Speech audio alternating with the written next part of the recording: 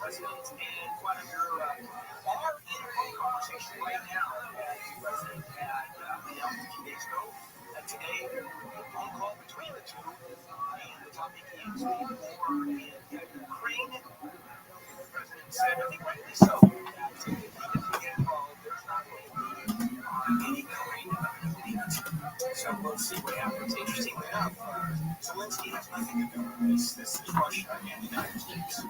Translating this time, is it that we are our own war? Yeah, everybody brings their own translator. Everybody. And just the last time that didn't happen, it was very strange. So I would be surprised if the translator wasn't on the line translating, which inside is like so. Also, the tax bill it has been passed in committee with some changes because the massive tax cuts that are going to be extended, temporary tax cuts, new ones are being added, and at the same time, there are going to be some additional dollars for border security and defense, and all kinds of money in terms of entitlement programs, social programs, food, housing support, education, science, research has been kind of like crazy. And one of the topics I was reading about this morning, one of the cuts that have been initiated, one of the cuts being made in NIH, National Institute of Health, has cut all kinds of federal money grants. That was political, but at the same time, the research money was cut. And the same thing with Columbia and other schools. Trump said, if you do not undervote this, let us oversee how you teach. You're not going to get federal money. That's exactly what's happening in Harvard. Of course, is screaming back and fighting. So there is a program that's brought this to mind, this topic to mind. And that is, there was a program where the U.S. government, through the UN, funded to the tune of $131 million to try to eradicate polio, to provide vaccines, polio vaccines to third world countries. That was just one. Because I guess that is a waste of money. And so we talk about federally funded projects. Well, I'm going to give you an example. Polio. How about that one? That was in great part funded by the federal government. It also started, and you know when it started, by the way, just real quickly, polio, it actually, the fight against polio started in the 30s with Franklin Roosevelt, who suffered from polio. He had to use some of his legs because he had polio, and he was 30 years old. And polio is one of those crazy diseases where you literally go to bed at night wanting to paralyze. So what he did is start a march of dimes for school kids all over the country. Put dimes into boxes, and then moved forward to polio research. And the federal government gave a lot of money for polio research. Also, the vaccine, not only the test for AIDS, but the vaccine for AIDS was the most popular funded. And you have to give credit to President Trump for that. He threw $2 billion of federal money into looking for the vaccine, not for AIDS, excuse me, the vaccine for COVID. In addition, AIDS vaccine was funded to a great part by federal money, federal grants given to universities and given to various organizations that were usually associated with universities that were doing research. Specific professors, doctors associated with the university researching vaccine, researching testing, researching trying to understand how these diseases have been created, where they came from, how to deal with them. Usually it starts with testing, and then it starts with developing a vaccine.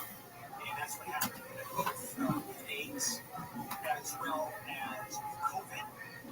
And that's simply the way it works. So I thought we would do is look at some of the federal funding of things that we deal with every single day. And but for federal money being involved, we wouldn't have it. Because for the most part, federal money in terms of research grants were given. So, why don't we start with GPS? I don't know exactly something. The first commercial GPS was $3,000. It was a brick. It was for hikers and boaters. And that came out in 1988. Today, of course, how do you live without GPS? My kids, if they're a block and a half from their house, and their ways, when Google Maps goes out, they're lost. A block from the house. Remember we used to drive with those Thomas Brothers maps? Those are the money. So, the way GPS started was long, incorrect, paid for federal money all over the place. 1957, two researchers, John Hopkins, realized they could pinpoint the whereabouts of Sputnik. 1957, first satellite in the world goes up, and that's a Russian satellite, Sputnik. And they were trying to figure out how to track it. And so, if a receiver on Earth can track a moving satellite, why can't a satellite track a lost receiver on Earth where it's unknown? It's just the reverse. And that idea the next year became transit, navigational system for tracking nuclear subs, all federal money. And in 1983, commercial airlines were authorized to use it, which required newer satellites, atomic clocks, all of it federally funded, and research at National Institute of Standards and Technology and Naval Research Laboratory, all had government contracts. Companies like Rockwell, General Dynamics, Boeing, and out of that came GPS. Federal money, which would not have happened in today's world. I'm going to come back and talk about a few other ones, and then ones that are so important, how could we possibly live without that? Especially one other thing. More important than the polio vaccine, I want to point out. All right, let's check in with Heather. I want to say Amy. Amy's back tomorrow. Oh, by the way, Henry, I asked you at the top of the hour, you screwed up the broadcast, and you thought that I was going to come on and you screwed it up. I want to make that's okay. One person is allowed to screw up like that on this program. You're talking to me.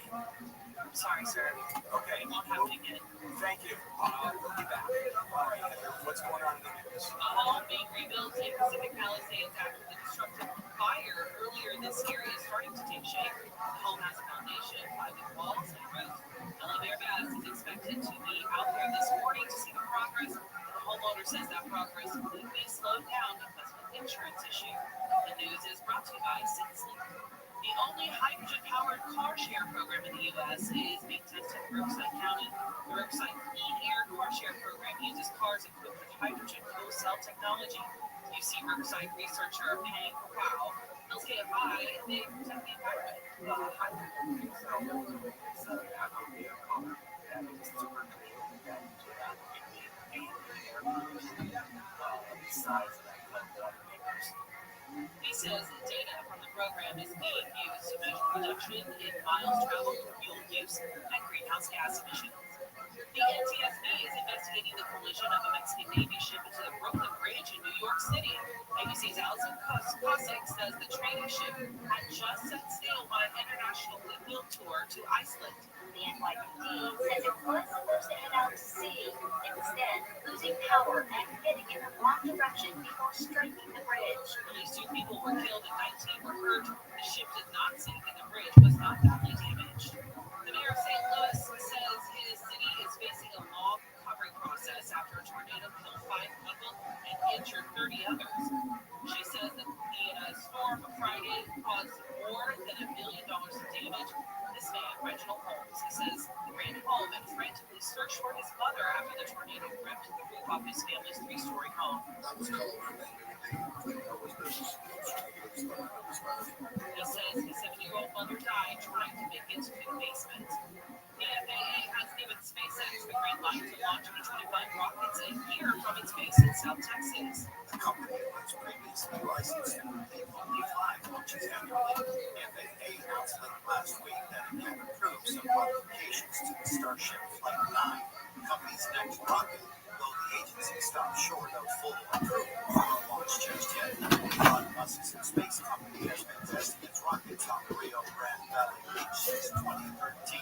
Michael Castle, KFI News. We are going to check these 605 when we come back.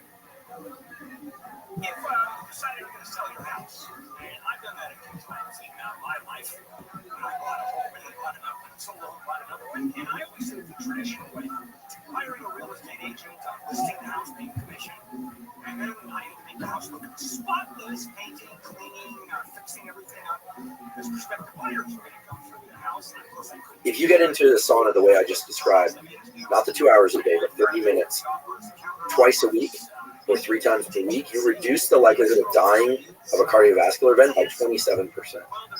If you do it 4 or more times per week, you reduce the probability of dying by 50%. Is there any scientific evidence that being naked is beneficial? Well, in certain contexts, it leads to childbirth. Okay, well, I'll have to read up on that. I think Dorothy Parker said the cure for boredom is curiosity. There's no cure for curiosity. Following this conversation with Andrew Huberman, his 3rd time in this podcast. He's a brilliant neuroscientist at Stanford University and the host of one of the best, if you ask me, health and science podcast in the world called Huberman Lab Podcast. Check him out on Instagram, Twitter, and YouTube. Most importantly, Andrew is a great human being and has quickly become a great friend. This is the Restream Podcast. To support it, please check out our sponsors in the description. And now, dear friends, there's Andrew Huberman. We meet again, my friend. We should talk on each other's podcast once a year. I think we should make a deal. I was just talking to the guys for this show called Louis. I don't know if you know it. And yeah, with Louis C.K. And there's this thing called Bang Bang, which people are probably watching know exactly what I'm talking about. It's this worst possible thing you can do in terms of meals, which is you go to a restaurant, do a full meal, and then you go to another restaurant and do a full meal. And you exactly. So they go Mexican, Italian, sushi, pizza, barbecue, IHOP. That one is disgusting. This kind of thing reminds me of the joy of food. Last time we were hanging out, we went to see Joe do comedy, and then we went to eat Russian food. Yeah. And it was a particularly fun experience to go to a Russian restaurant. I was the only person there that didn't speak Russian. Yeah. And eat Russian food with you. And because I felt walking in, they trusted you. They didn't trust me. Yeah, the funny thing about the people there, they were talking to you in Russian, and then they refused to sort of switch to English, even though they understood you speaking Russian. This is Russian House in Austin, by the way. Anyway, by way of question, what's the worst or the best, in your perspective, cheap meal?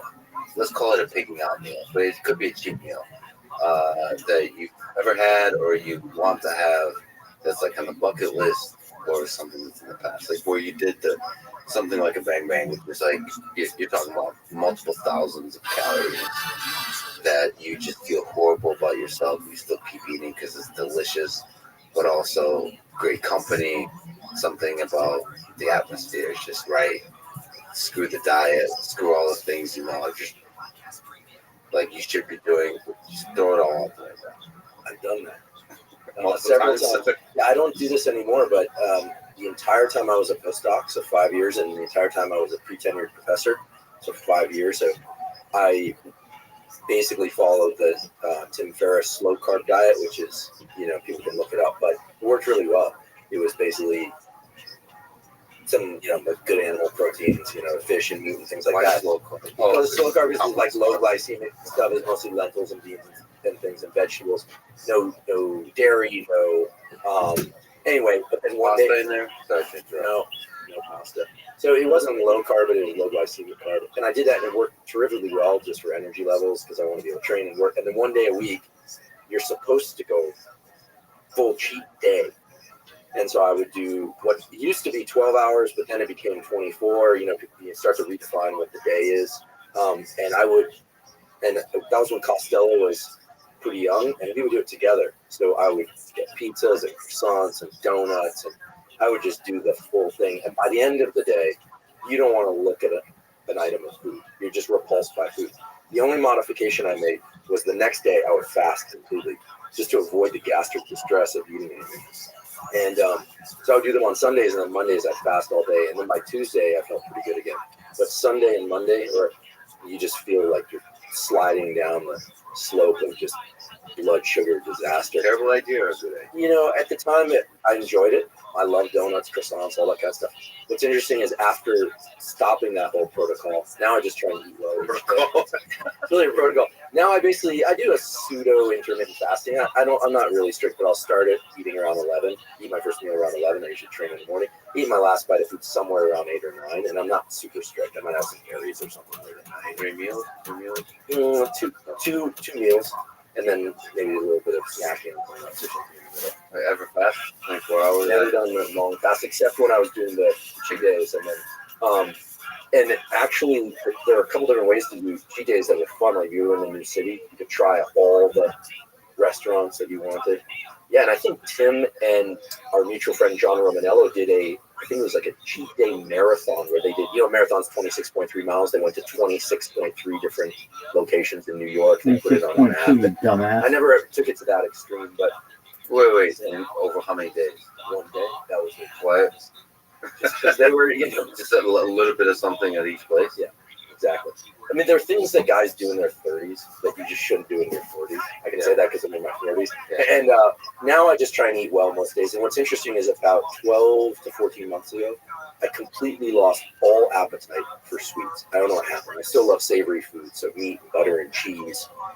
And I love vegetables too. I love fruit also, but lost all appetite. So if you put a donut in front of me or ice cream or something, it's almost aversive to me. And I don't know what happened. I don't know what changed. It's probably a scientific explanation. Sure. It has to do with making Neuron habit. loss, dementia. The sugar, the desire for that rush maybe is gone from your soul. What was the most delicious things? Croissant, donuts. What is there a thing that There's a place in Portland, I don't know if it's still open, called Little T's Bakery, and they have croissants that easily rival the croissants in Paris. People make a lot of the pastry in Paris, but it's really the bread in Paris that's amazing. We lived there when I was a kid. We did a sabbatical there. And, there they do the baguette morning bake and afternoon bake. And there's nothing like the bread in Paris or the people, But if you're in the Pacific Northwest, you can find amazing croissants there. what do you do with the croissant? What do you do with the bread? Butter, or is it? I don't eat them anymore. I don't have much of an appetite for them, even though they're not a sweet food. But I'm always putting butter on the butter. No jam. I would never adulterate. I have to actually be honest about this because people talk about steak and they talk about bread with butter. I feel like butter is cheap. I feel like you're disrespecting the fundamental food by adding butter. Butter is like a elite version of ketchup. Well, there we diverge because for me, bread is just a vehicle for butter. A cracker is just a vehicle for cheese. Oh, so that's just the cracker and the bread is just texture. It's just that people look at you funny if you just eat the butter straight, which occasionally I do. I got it. But so I put a little piece of bread underneath it, not because I'm low carb, strictly low carb, but just because otherwise you get some funny looks. That's like pasta is a vehicle for pasta sauce. It's interesting, but like Indian non-bread, you have the bread. I've had a lot of soul searching on which part of Indian brings me so much joy. Is it the bread or is it all the sauces that come with the bread? Well, there we diverge again because for whatever reason, and no disrespect to anyone, but Indian food doesn't appeal to me.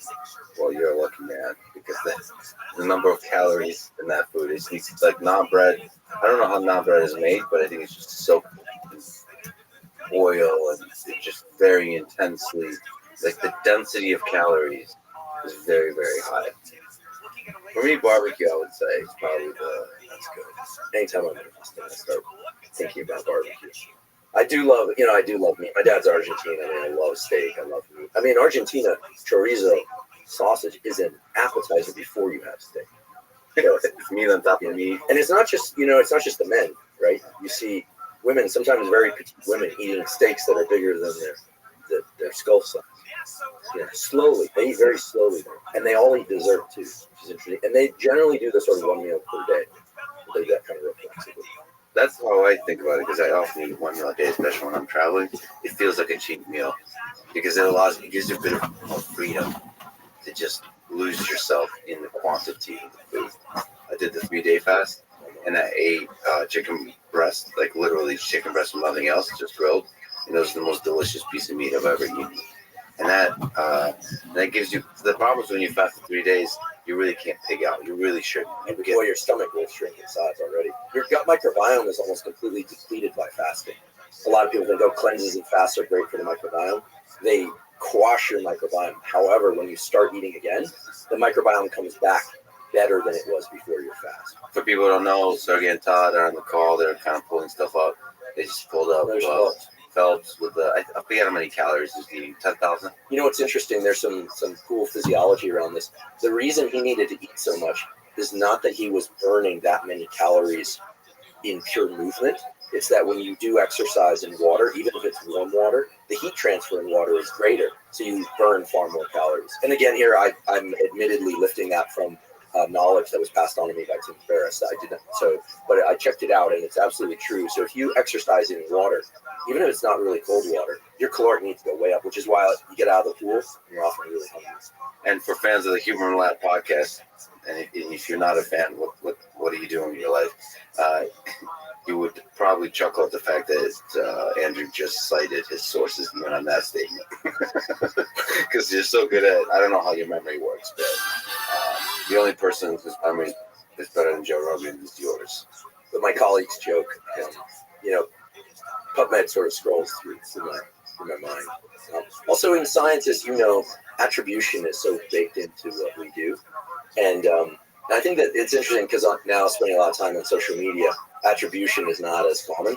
And but in academia, you learn really early on that if you give a talk about your data and you cite all these amazing sources, all it does is make you look better, right? Yeah. Whereas in social media and elsewhere in the business sector, it's almost like citing other people. People feel as if it's going to take away some of the credit. All it does is place you in the company of people that do really nice work. So I have genuine and tremendous respect for Tim.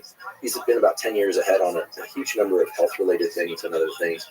An extremely kind person, very thoughtful person. So it's also just a pleasure to shine light on other people. Yeah. Well, I actually push back.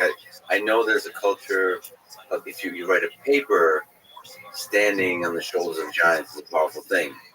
But there's also a culture of not giving credit to the strongest idea in your paper and instead say it's kind of, or imply that it's original. There is a culture of kind of not celebrating others. I think people get most competitive in all walks of life, but especially in science when the closer they get in exactly the thing they work on. And so there's this dance, there's a few researchers in each of the individual little things that you work on. If you're studying a particular kind of ant, that other asshole that also is studying that particular ant, and then you're not going to often give credit for the brilliant ideas that other researcher is doing. And I think one of the things you discovered, and just as part of your nature, and which is why it's really great that you have an audience and inspire others to do the same. You celebrate that other and study it. It's great, and everybody wins. It raises all boats.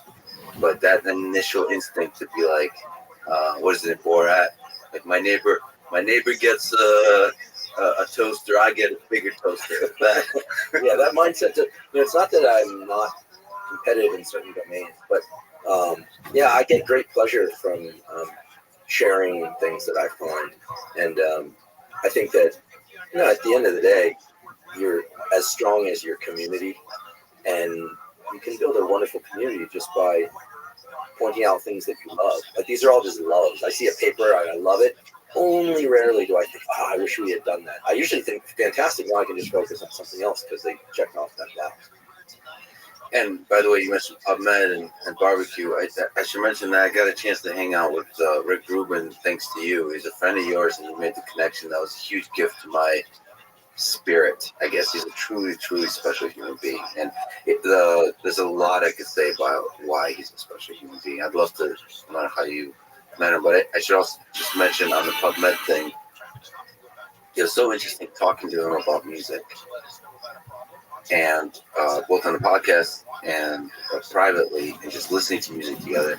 Because when you mention a song, he does this thing where he like closes his eyes and he finds that song in the album that we're talking about, and he steps through the album. You could see the brain like stepping through individual songs to find that song in the album. There's that kind of look-up process, and then he puts himself mentally in that space of like, okay, this is whatever the album is, not just the ones he produced, but all of these, an encyclopedia of music. And it's so interesting. It also, the thing I really love about it is something like a calmness that radiates from him. It's okay to close your eyes and place yourself in the place where that album was recorded, in the feeling of that album, and like that silence. Let's go there. Let's go there together. It's like Alice in Wonderland. We'll go there together. You do a good Rick Rubin, minus the beard. Minus the beard. His beard is epic, right? You can't fake a beard like that, you know. How'd you guys meet? Yeah, Rick, I'm very blessed to consider a close friend. Rick and I got introduced through a common friend during the pandemic, and we started doing some FaceTime together and just talking about things related to science and health. And I'm not a musician. I have no musical ability or talent. I have a good ability to memorize lyrics, and I love lyrics, and I love poetry.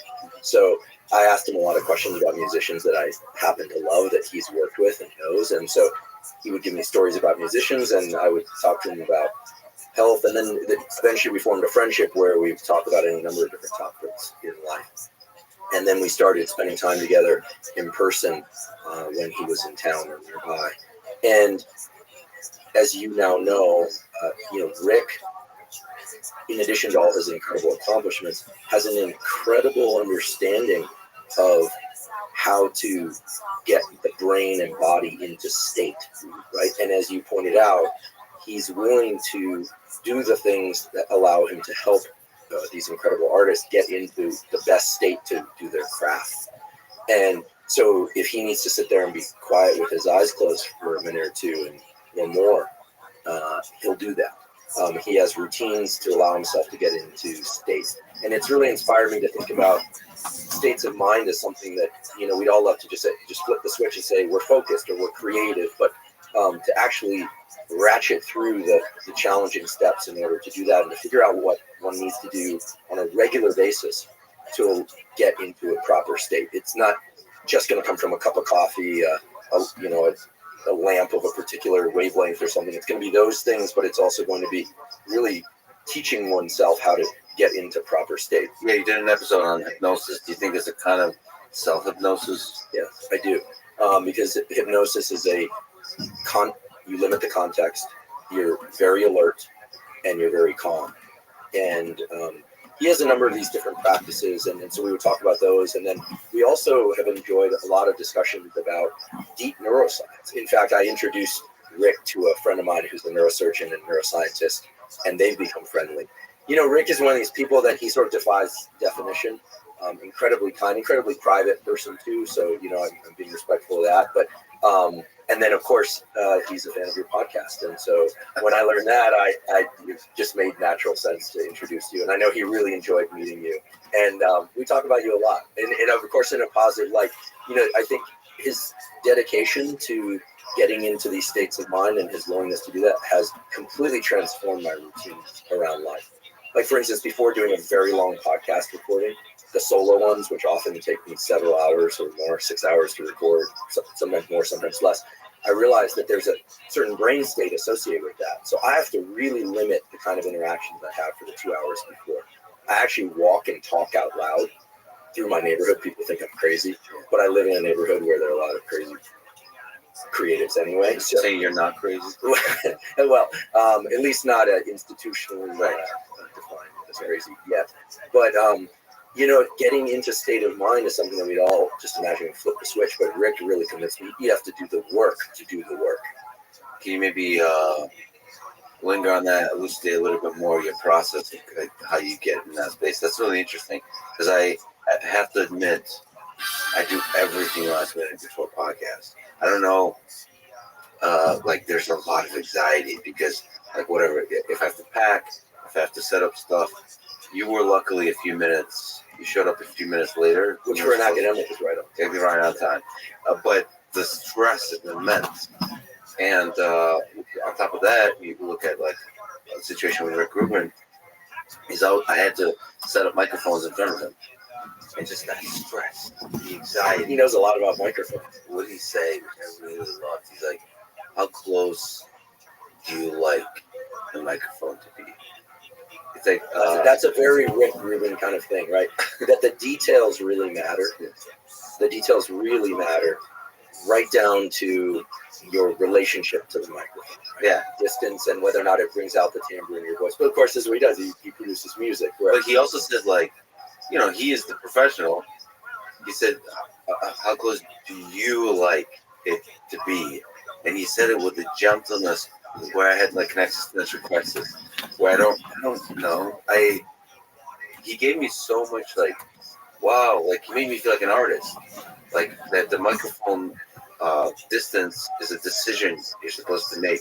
Well, I have to say, and this has actually come up in some of our conversations about you. I mean, you are an artist, and actually, Joe Rogan. Once I heard him talking about podcasting and the fact that he's always trying to get better at it, you know, and he described podcasting at one moment as an art, right?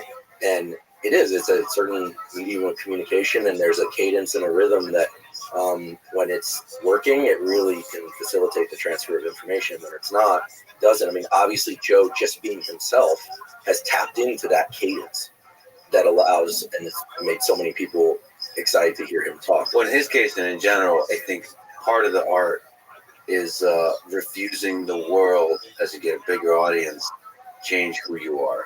There's one quote that I've seen out there where he says, you know, talking about himself, he says, you know, I'm like the fish that got through the net. There's no stage version of me, right? How he is, person is how he is, you know, out in the world. And of course, there's nuance to his life, right, and his different relationships, of course. But it's true. I mean, we've had the great fortune of spending time with him out away from the microphones, so to speak. Joe is Joe. So can you speak to that process? You mentioned the walking and the talking to yourself, because that's fascinating. Yeah, I try and do a couple of things. First of all, when I was a kid, I had a little bit of a grunting tick. When I was 5 or 6, I feel this buildup of tension in my throat, and I would do this grunting tick. If I get very tired, I start to do it still. We actually know that this is related to these basal ganglia circuits for go, no go. You got an accelerator and a brake, basically, in your neural circuitry.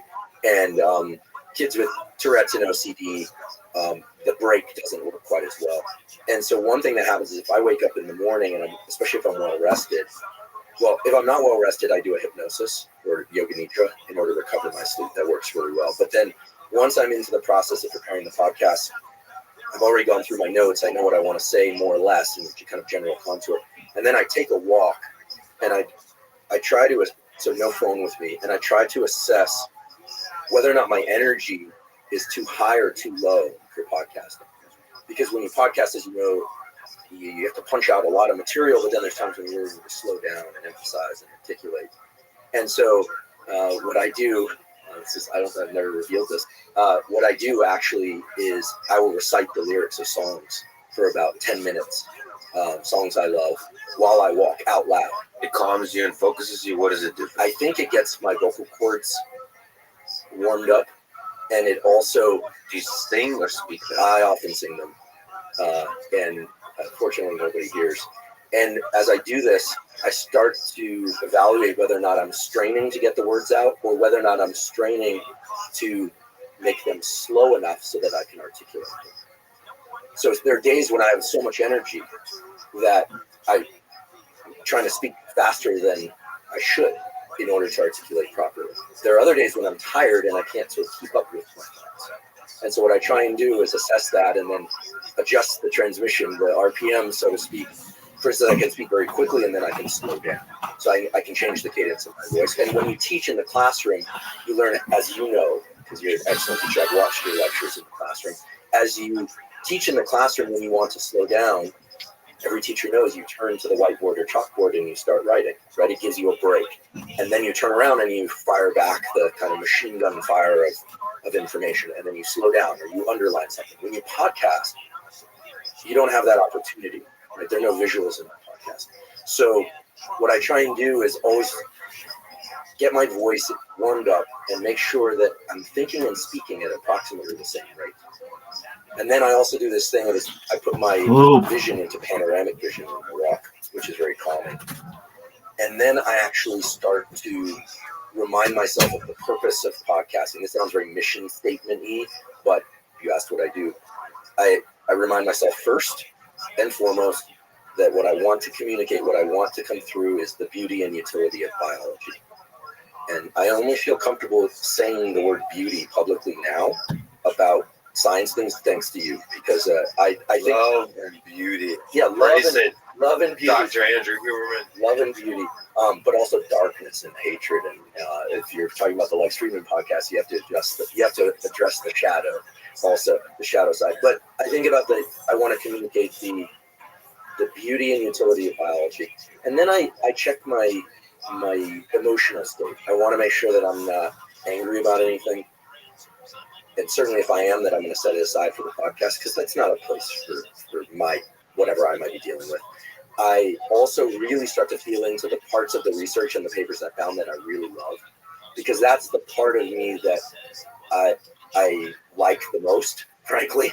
And on the podcast, if there's a paper, like for instance, we have a podcast coming out soon about heat as a tool, sauna, but some other things. And in researching this, I learned so much about these heat shock proteins and the use of sauna in Finland for increasing growth hormone, but also for the treatment of mental illness. And I realized I fell in love with this literature. It's just a beautiful literature. These people are true pioneers for doing this work. Now everyone's into sauna, but this was 20 years ago. The way the experiments were done were amazing, with all these Finnish people with thermocouples up their rectums to measure temperature, swimming in pools. It's hilarious and great. And so I start to think about it, and I think, I just start to really access my love of the work. And then when we finally sit down, meaning my producer Rob and I, and record, I just sort of want to just bask in sharing it. Just like the little version of me when I was 6 or 7, I used to spend all weekend reading the encyclopedia, Guinness Book of World Records, making my mother drive me places to introduce me to. I had this obsession with trapping animals when I was a kid, meet these people. And then on Monday, I would insist on giving a lecture in class to a little kid. So that's basically what it is. I just try and access that childlike energy. And so I want to be clear. The goal is always to make the information interesting, clear, and actionable, and it's also surprising. But that's basically the process. But yeah, I'm singing and talking and getting into state. And I used to feel very sheepish about sharing any of this. It's the first time I've ever shared it out loud. But Rick was the one who encouraged me to find a process that works and continue to develop that process and not let anything get near that process. People in my personal life know this, and when it's time, it's like, I don't care what else is going on.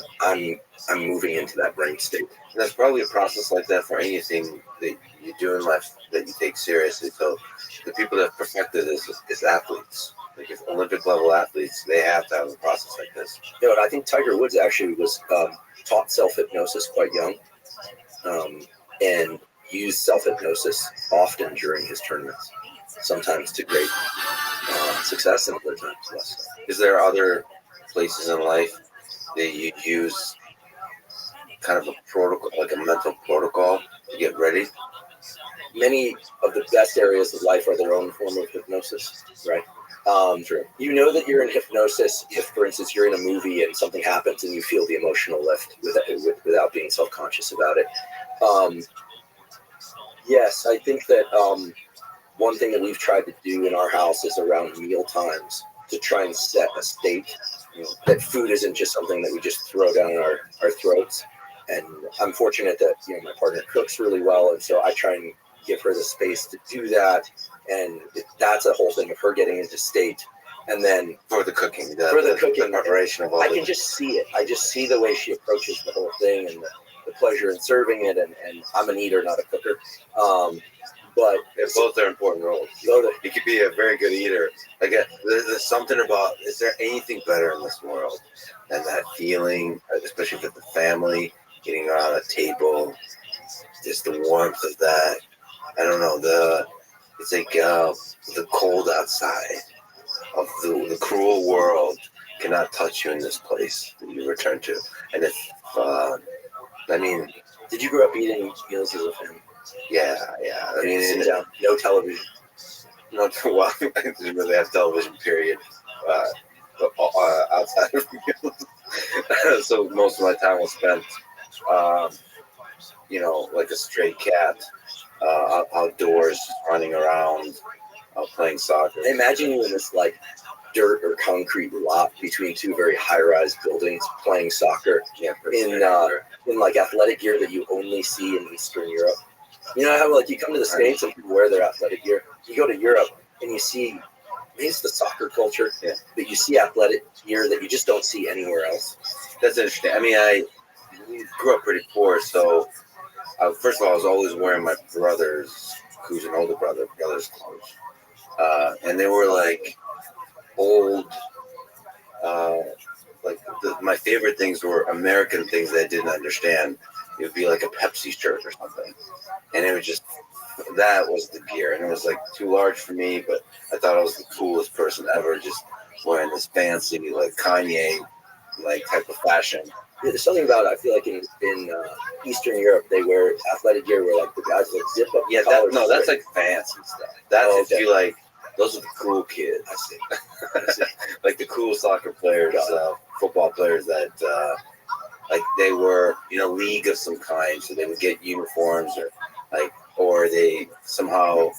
I always thought anyone who had anything nice had to do something really bad to get it. That was my view of the world, because I guess I didn't understand how it's possible to be rich, because most of us were surrounded by people who are poor, and that life is beautiful and simple, and it's like, why do you escape that life? But you still admire the cool, like when we got McDonald's, it was like, what kind of world does this place come from? Like, who invented this? It's a fascinating view from a child's perspective, like of capitalism, essentially. Yeah. But the fact you ate dinner together is really interesting. My parents divorced when I was an adolescent, so then there was a total fracture of any family structure. But prior to that, we ate dinner together every night.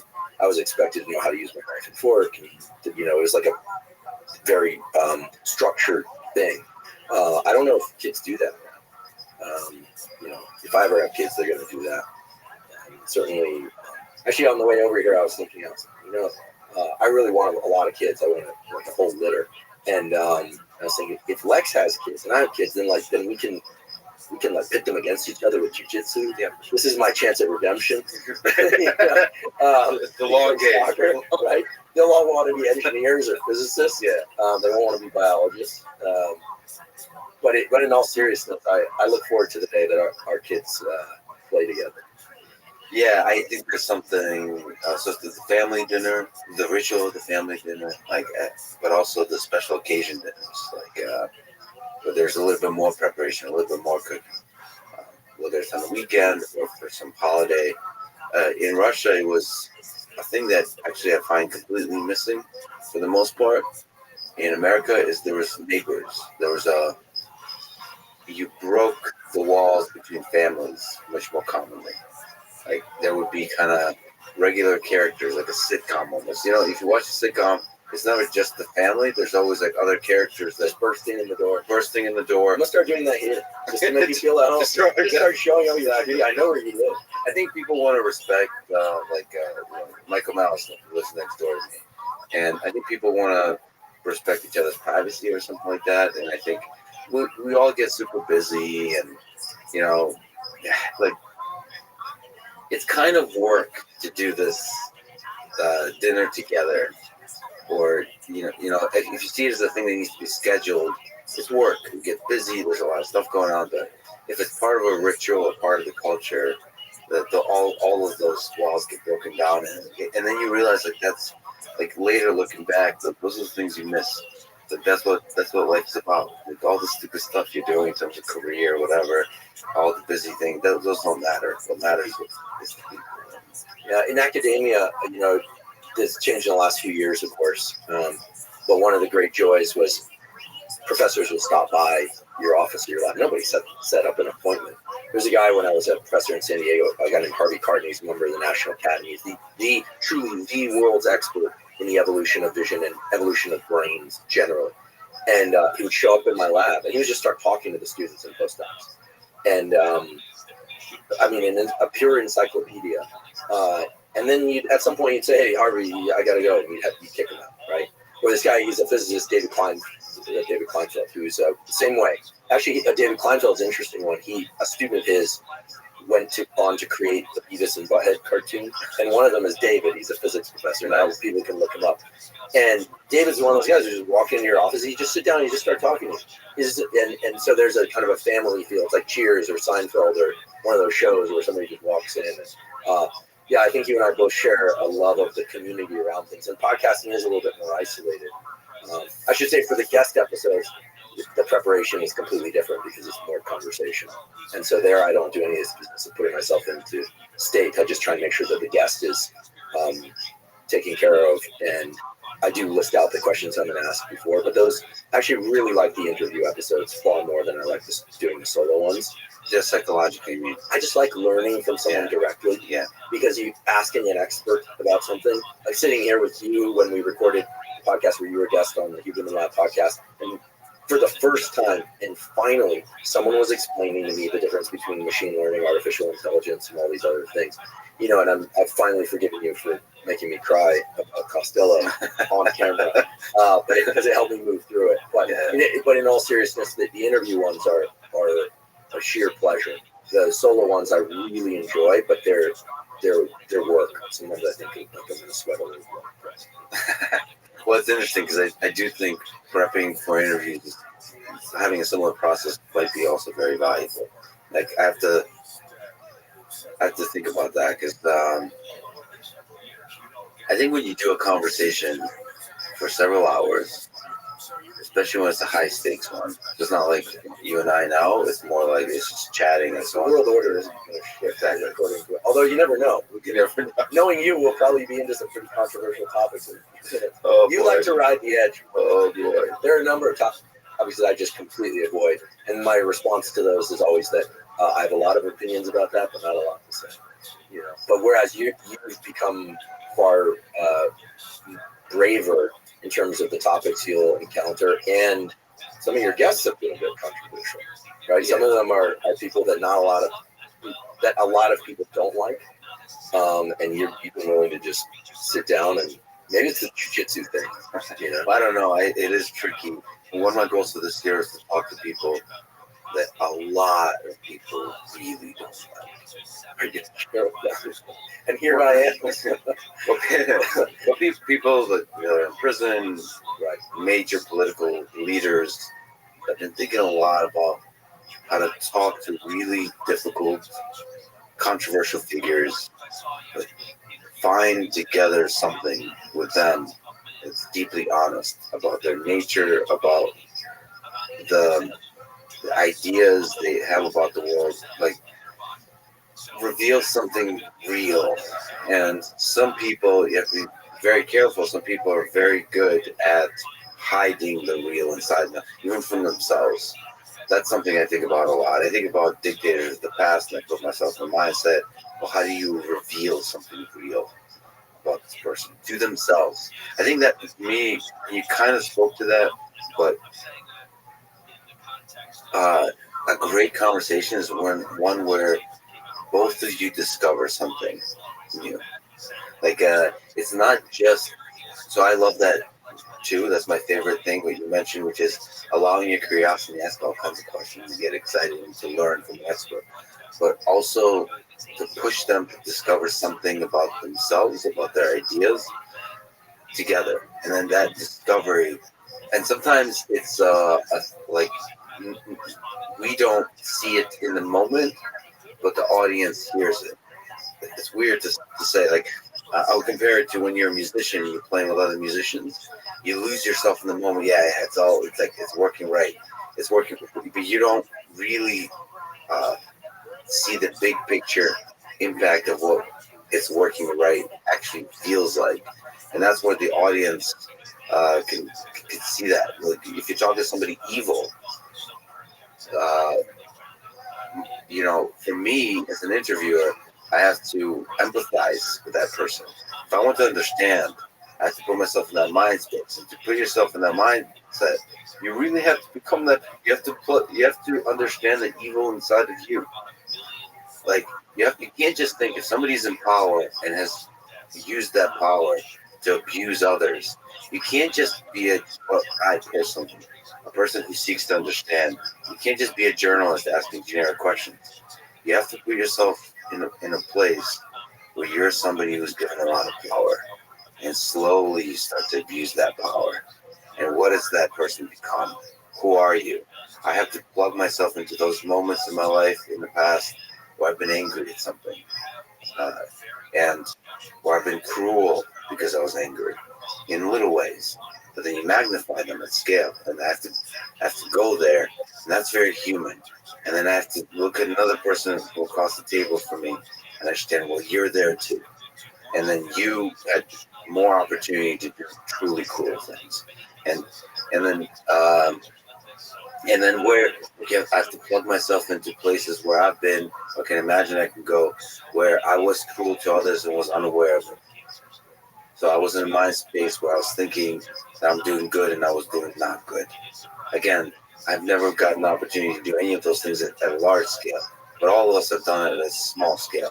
And I plug myself into that, and then we're here. We're two. If it's somebody who's in prison, if it's somebody who's a dictator, we're in that space where evil is all of us have the capacity to do that evil, and I have to imagine myself being able to do that evil. And then we're here together in that dark place. And then if it's just right, something real can actually come. Something from that person's childhood, maybe awakening to realization that I thought I was a good person and I'm not. And that only happens when you truly empathize. Those moments of discovery are beautiful, but they also happen in science. When you just have a conversation and you realize, I feel like talking to Stephen Wolf from it. I feel like we constantly realize beautiful things together. On this element of evil and sociopathy, that Jung had this notion that we have all things inside us, and that we all have the capacity to be good or evil, etc.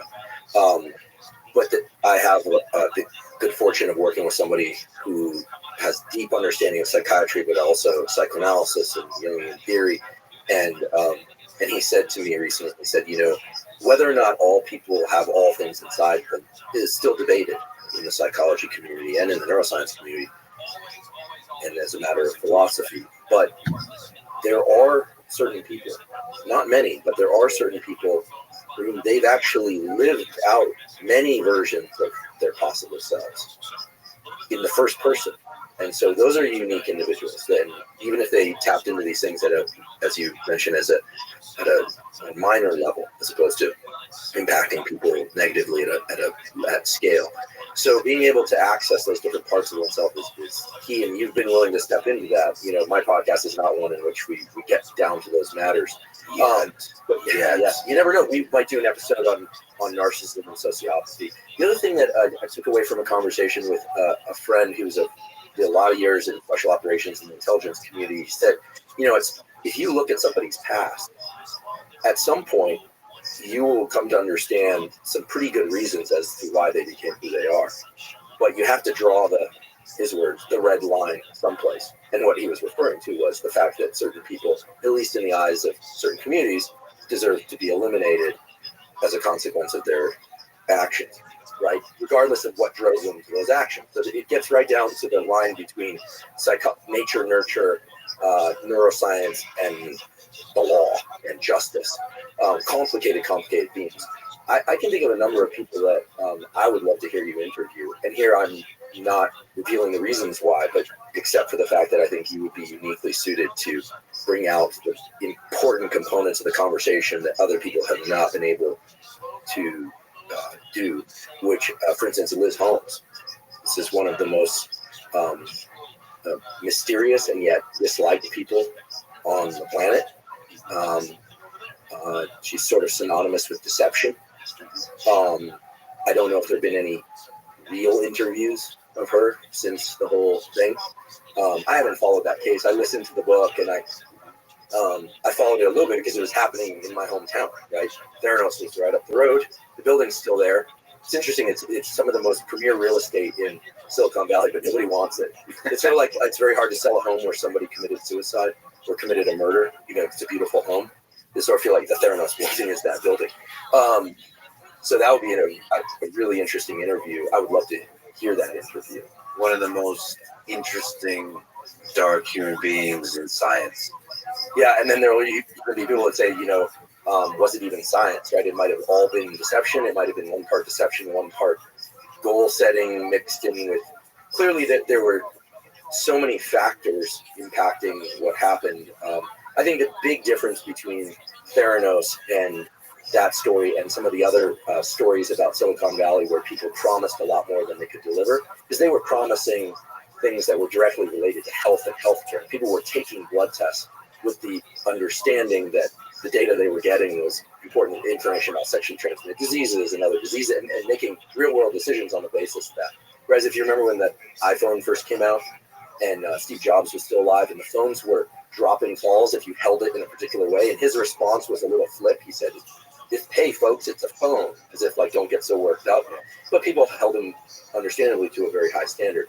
She would sort of, it seemed, and I don't know, because I certainly wasn't there, it seemed like she sort of adopted this idea that you could get it wrong a bunch of times before you get it right, except if the allegations are true, and I think she was found guilty, I believe, on a number of counts, that a number of the things that they were doing were impacting real-world decision-making.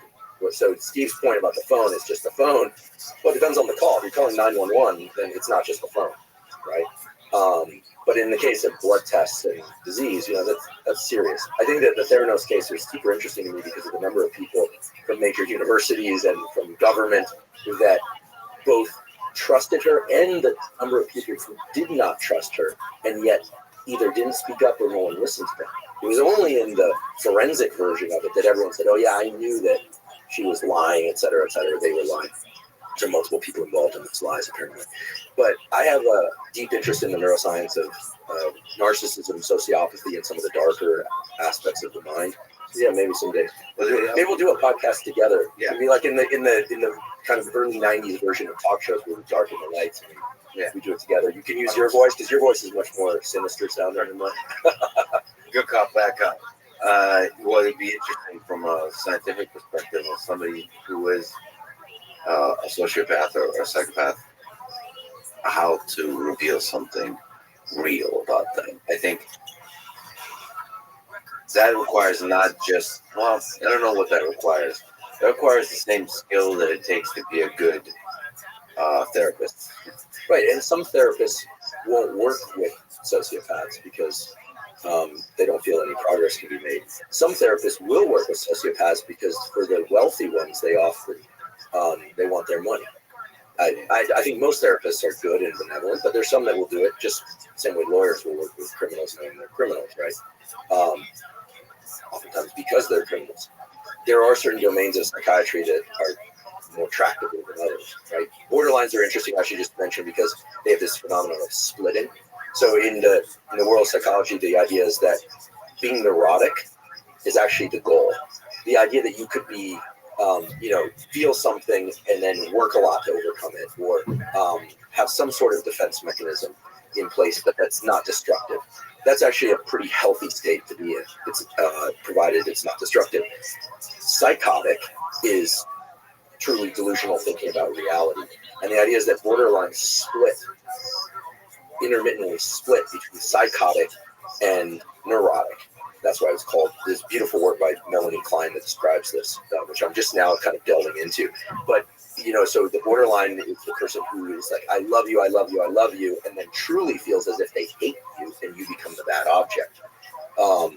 borderlines are challenging for psychologists because of the splitting, right? Schizophrenics are challenging because of the detachment from reality. And narcissists are challenging because they're often so charming that even the therapists are charming. I believe you mentioned Carl Desser. We'll talk He's about definitely not a narcissist. He's one of the more humble people, but he is brilliant. Thanks again to you. You've connected us.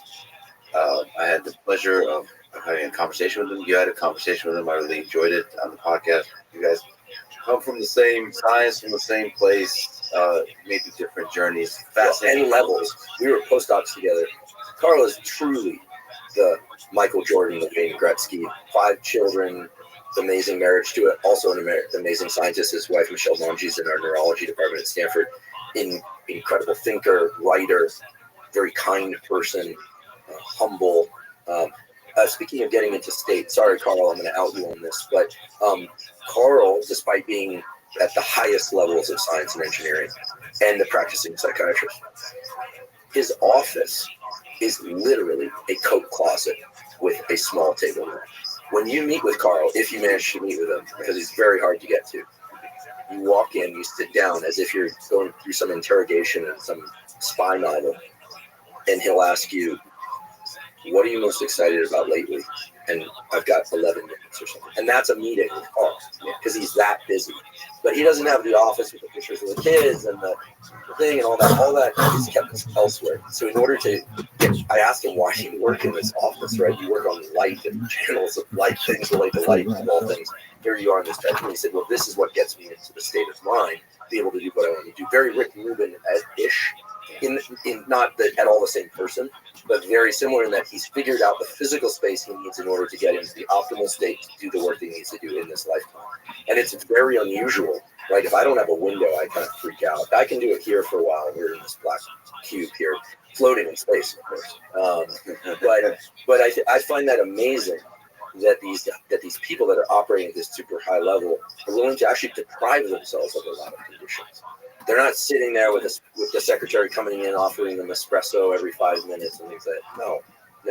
That's New York neuroscience. I'm picking. The New York neuroscience mafia is kind of famous for having all the tickets to the opera and this and that, and they enjoy lifestyle.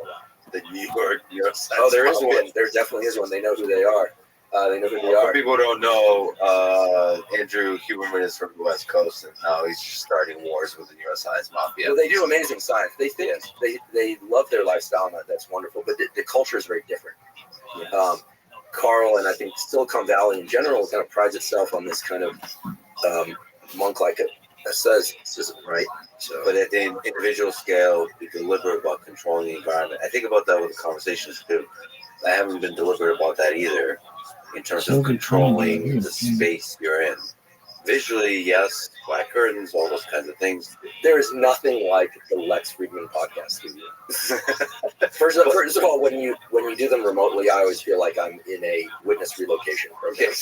You only get the coordinates at the last moment, and you always get the sense that there are people behind the walls that are recording things. Well, there's something about creating a feeling. I have a sense that there's a robot over there. There's several throughout this place. And I think part of creating a feeling would be having the robots constantly moving around and having a mind of their own, because that would most closely put guests and other humans that I interact with into a place that's closest to my mind, because it's such an engineering mind, and one where when things come to life, it's a beautiful place to be. And whatever that is, that could be like art, but to me, robots are art. And so I'm thinking about that both for me and for guests. And I'm also thinking about the difficult guests. Just to return to, you said Elizabeth Holmes, one person, maybe a couple of things I want to say. One person I think I would like to talk to is Ghislaine Maxwell. I always get afraid right before you reveal these kinds of things, and now I know why I get afraid.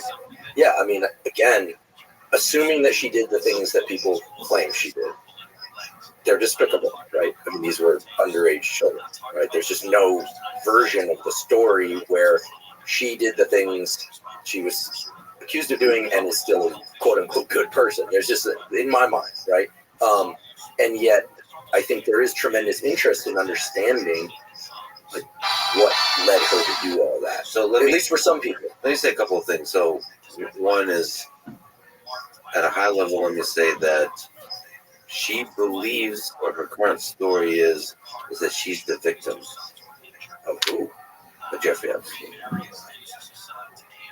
I think I'll just leave that there as it. So these are ideas that you're facing. The nature of truth and the nature of the human mind is what it is, and this is. Imagine, folks, if you went into a room, the person that says that, what do you do next? Let me also say that I never, or rarely, I rarely mention names that I'm interested in talking to without having made significant progress in already securing that interview. So people sometimes ask me about Vladimir Zelensky and Vladimir Putin. I do not bring them up lightly in terms of there being a path to an actual conversation. That said, something I regret, but I'm not sure I know what to do with it. But in the case of all the people I just mentioned, I haven't been preparing for those conversations. I only start really preparing seriously when it's confirmed, because it's such a heavy burden.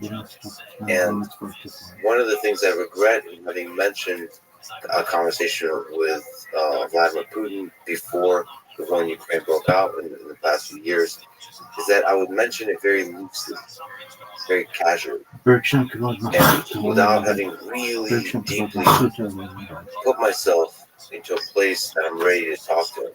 And that's a tricky thing, because then the internet, the audience in general, just me, when I listen back to myself, think, well, why are you speaking so lightly about these topics? Well, I know you've had a long-standing interest in talking to him. I think now, I don't understand how I would sit down and have a conversation with somebody like that, but that's not in the range of my skill sets, right? Or maybe not in the range of things that you're drawn to somehow. Not so much. I mean, I watched that episode with great interest. Well, you did an episode recently with this guy who was a former cyber criminal turned stateside, right? I think he works for the government now. And there was a segment in there, remind me his name? Rick Johnson. There was a segment in there where he talked about stealing a lifetime's worth of collected coins from some elderly woman, and this was everything she had, and then he openly admitted that he felt no remorse, which is, the way he described it, is purely sociopathic. And then, of course, we learned that he grew up in a family where criminal behavior was very common. It was kind of embedded in his notions of what typical behaviors were. And I found myself somewhat conflicted, but also hung up on this idea that, he was, he had behaved as a sociopath, or in a sociopathic way. And it created an internal conflict, because he's a quite charming guest and the stories are terrific. Especially, I really enjoyed his discussions about how he would go out and do all these things out of a desire to please his girlfriend. So he was in service to other people despite being a sociopath. You could say he was in service to them as a way to extract. It gets very complicated. I think this is the reason I went into science, is that at some level, it's more about facts than it is opinions and judgments. And I don't know that I have the ability to suspend judgment away from the kind of top level contours of my initial reaction to, like, if it's true, like the Ghislaine Maxwell's and the Liz Holmes and the other sociopaths, is one of just kind of revulsion and repulsion. But that could also reflect the fact that I'm not as, neurologically sophisticated as somebody that can spin all the plates of empathy, forgiveness, but also holding people accountable at the same time. That's work. That takes, if you think about it, that's 3 forebrain circuits having to work in parallel. That's the difference between chess or a game of Go and a game of checkers. I guess I'm playing checkers, you're playing chess. No, so one is actually holding in your mind, and two is the raw skill of conversation. You're very, just having listened to your interviews, very good conversation, but the skill of conversation is really tricky.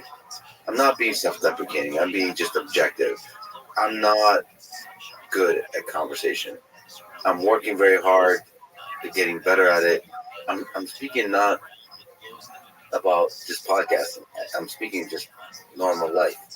I have anxiety from social interaction. Do you really? A huge amount. Yeah. So this is interesting because I never detect that ever, and I think there are people that we both know that have said to me that they too feel anxious, and yet your voice is steady.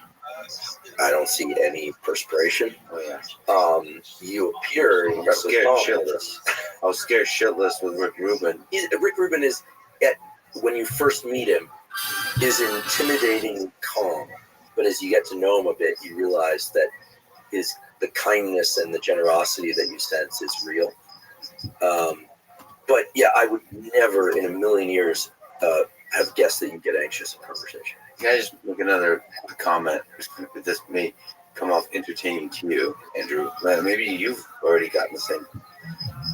But having mentioned Vladimir Putin, Vladimir Zelensky, Ghislaine Maxwell, there is a natural question. How does Lex have access to these people? Who does he work for? Like, how does he... Who works for him? Or who works for him? Right. What does he have on others? I ask myself, when I look in the mirror, just somebody who kind of enjoys conspiracy theories, I want to ask the same question. Like, well, I usually ask it in the following way: like, how the fuck am I so lucky? Like, who am I? Am I a robot being controlled by somebody else? Or, like, what? How is this my life right now? What is happening? It really does feel like a simulation. So let me just speak to several things. First of all, I have no boss. I know of, nor am I controlled by any intelligence agencies of any nation. We're gonna get you a dog, that I can talk to. I'm scared of getting a dog, so I would fall in love so deeply. I think that next time I'm bringing a puppy. I'm just gonna bring a puppy. I'm gonna leave it here. and then you'll never see me again. I mean, I love dogs so much, but I was also surprised, and maybe I have never talked to an intelligence agency, which is very interesting to me. Like that you're aware of, because they're very good at communicating right. with. But I've been very suspicious on this exact point. That's the downside of kind of being an introvert, having anxiety about social interaction, but then having so much love thrown your way because we connect over podcasts. Podcasts have a powerful way of connecting people. So people come with you with love that I really love, I appreciate, but I wonder, like, exactly this question, like why is this person with a Russian accent talking to me and showing me so much love? Well, because sorry to interrupt you again, but it's what we do, and it's a sign of interest. By the way, too. Sometimes, yeah. I have a colleague at Stanford, and she said, interruption 75% of the time is a sign of real interest in what the person is saying, if nothing else. Well, you're very lovable. Well, but I mean, I learned about hedgehog in the fog from you. When I learned, you're very lovable. People love you because you're lovable. I love love. Okay, so 100%. And especially here in Austin, Texas, people are so amazing. I go just hugs and just I love people. But do you want a family? Are you eventually 100%? I mean, I take what you said as a challenge in terms of having a family with kids, and they do jiu-jitsu and obviously defeat you and make you miserable for your failures as a father because you couldn't. But you're gonna be a great guy. Build up an army of good jiu-jitsu people. But yes, I would love a family. I would love to have children. But I just want to finish that point I'm nervous about it. I'm nervous about the way people perceive what you're seeing as a Forrest Gump type character. Like what who I am, I seem to be, and this is how like the world seems to work. Is you try to be yourself, like you try to find yourself. Maybe the better way to say it, and just be that. Be kind to people. Work your ass off, and say F you to anybody that wants to control you or to tell you what to do. Just be free. And then put love out there in the world and doors open. This karma thing seems to work. So like how the hell, my friends as you know, how the hell did I get a chance to eat barbecue with Rick Rubin, right? Like doors You guys had parties. yeah, had barbecue. Right. Of And course he's from New York. Any New Yorker that I know has very high standards for food because bad restaurants don't last long in New York. and barbecue counts as Oh yeah. Texas barbecue. Well, but, I would also add that whether or not you realize it or not, you took tremendous risk. I mean, we come from the same original community, which is academic science, right? And to be at MIT and to start posting lectures online is risky, right? I was third or fourth man in terms of podcasting as an academic because you had gone on Rogan many times. David Sinclair had gone on there. Especially before the pandemic, you just didn't see many academics and scientists talking in a public-facing way. So you took tremendous risk, right? You took tremendous risk always wearing that jacket and tie, right? The only time I haven't seen you in that truly is when we rolled jujitsu, and I hear I'm being generous to myself saying I rolled jujitsu, where basically you choked me out in front of hundreds of thousands. That was really risky. It was great fun, and I Thank you for doing that. To have a beginner's mind is a beautiful thing. I have not been taking the classes, but I'm going to. I truly am. Especially there's a small chance I might find myself in Austin a bit more often in the near future. But Well, if you're out in San Francisco, you should train with Mark Zuckerberg. He just started. So yeah, you guys can. sure. I mean, he's actually. So when people listen to an episode, perhaps he's a fascinating human being. I listened to it. It's great.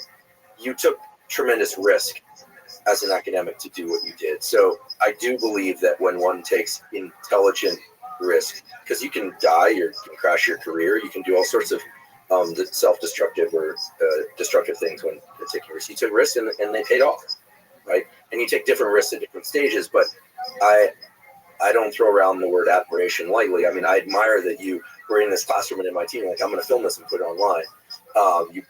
One of your early interviews is with Ido Portal, who's very hard to get to. I've communicated with Ido a few times. You should definitely talk to him. I can't wait to talk to him. I'm dying to talk to him. I was supposed to do some course teaching with him right before the pandemic hit, and then it got canceled because he couldn't travel. But getting to him is exceedingly challenging. So you do have this incredible ability to get to people and for them to trust you and know you. And I think it's through your authenticity. And I think it's the fact that you're willing to go places where people haven't been before. This is what's the saying about pioneers? How do you spot the pioneers? They're the people with the arrows in their backs. So that's the, and that's actually a quote that I lifted from Terry Signowski, who's there you go. Sources again. Terry's you should talk to Terry. He's a computational neuroscientist down at the Salk Institute, Howard Hughes investigator, et cetera. But so, taking risks that other people have not taken that's a real thing. And to do it with integrity, rigor, that's a real thing. And so, I'm complimenting you, and I hope it lands and lands deeply. But I also hope that people will hear that and understand that it's one thing to do what other people are already doing boldly. It's a whole other thing to launch an entire art form or venue, and you did that. And you didn't write a book. Hopefully you will someday. But you didn't go write a book. A lot of academics have written books. You went online. Jordan Peterson, another controversial character. He did it too. All those lectures that he filmed. And then he's led to this other thing. So, there's karma, and then there's also having the spine to just put it all on the line and do something for which there is no prior example to hold on to while you go through those headwinds.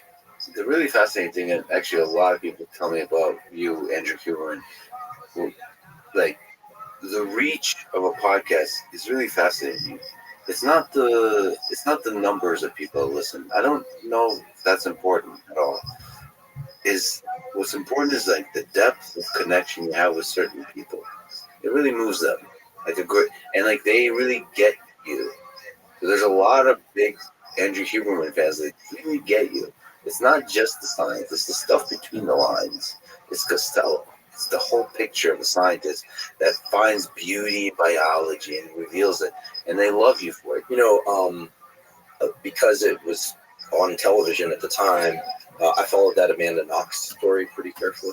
And I don't watch television, but whenever I would travel, if there was a TV in the airplane, I would find myself getting wrapped into things like Locked Up Abroad, and these things which make you terrified to travel anywhere, let alone commit a crime overseas. The scenes of some of these prisons are so dramatic. And her case got a ton of interest, and then she went and then was a student at the University of Washington, and has talked quite openly about how she was treated and how people assume guilt, and and eventually she was exonerated, and we can only go by what we know, what the law determined. But these are people that the world is fascinated by. I'm guessing about a third of people have already decided this person is despicable. Why would you ever give them an audience?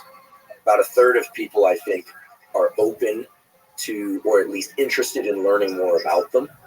And then I think the remaining third, kind of the third that the category that I put myself in, which is what can I learn about people and myself, even in my revulsion, right? What can I learn? What can I learn about myself from listening to this conversation with somebody that I like to think, I'm not talking about Amanda here, I'm talking about the other people you're talking about, that I can't relate to, right? Hearing conversations with and about people that you cannot relate to is informative. Otherwise, your whole mind literally becomes insular. Right? Well, there's an interesting thing I also had to, ever since the war in Ukraine broke out, one of the questions I was asking myself, and this is not to be dramatic, it's just a very simple, honest question that I think a lot of journalists that operate in the war zone or documentary filmmakers that I've recently got a chance to meet have to be honest with themselves. Are you willing to put at risk your life for things you do? What are you willing to die for? Yeah, what are you willing to die for? It sounds very dramatic, but whenever risk goes up, I don't know. You asked that if you want to take out a trip out to space on a commercial space flight. You have to. Are you willing to die for this journey? Now the odds there are really small. I just watched Apollo 13 again. Yeah, great movie. Yeah, great. I'm not going to space. I'm not going to space. Afraid of heights? No, I'm not afraid of heights. It feels like a terrible place to die. Yeah. Well, first of all, death anywhere is not great. Yeah, although I have a song teed up in my phone. If the plane starts to go down, yeah, I'm gonna spend the last minute. It's a rare song. Nobody knows it. It's a song off a B track of my favorite band, which is Rancid's. This song called "The Sentence," and nobody. I love it, and I listen to it almost every day. Rancid, the Sentence is called. The band is called Rancid. Yeah, famous band. Yeah. Relatively love those guys. Love their music. And the song is "The Sentence." You can only find it on a B-side or outtake, and it's, if you don't know how to decipher Tim Armstrong's voice, then you probably won't understand the lyrics. But because it's sung very, very fast. But if the plane ever goes, anytime there's turbulence, I put that thing, put the headphones in. I'm like, well, it's time. I'm gonna go out like this. I don't want to drift off into the galaxy, just slowly asphyxiating and freezing to death. That sounds horrible. Just like I wouldn't want to drown or. But on a plane is okay. Well, on a plane, look, if the thing starts going down and there's truly nothing you can do, you might as well at least listen to your favorite song. Yeah, true. I'll probably go with the Pixies, Where's My Mind, from Fight Club. And just the calmness, just sit back, like the musicians playing at the Titanic. I didn't know you were a Pixies fan. I'm gonna have to. Not so much a Pixies fan, actually. I should say that that was the Where's My Mind. It was the chosen song for Fight Club at the end when the buildings are coming down or something like that. So that there's certain songs that just fit just right for the collapse of human civilization, and you're calmly appreciating like that. That's just it. This is how absurd this life is. At any moment, it can end, and this is it. This is. I love how we both have Death and Demise soundtracks. It's just a question when you're an academic doesn't come up often. Right. That's all. That's yeah. There are some academics that are bold and brave. It's not a phenotype. Being bold and brave in the physical world is not a common phenotype of academics. I mean, the great neurologist, one of my, I don't have many heroes, but Oliver Sacks is a true hero. I mean, people think of him as a writer, but he was foremost a neurologist, and he took tremendous pushback from the neurology community for doing his books and his articles. He has a great biography called On the Move. There's a wonderful documentary that just came out about him. He died in 2015. I'm actually kind of a collector of his things.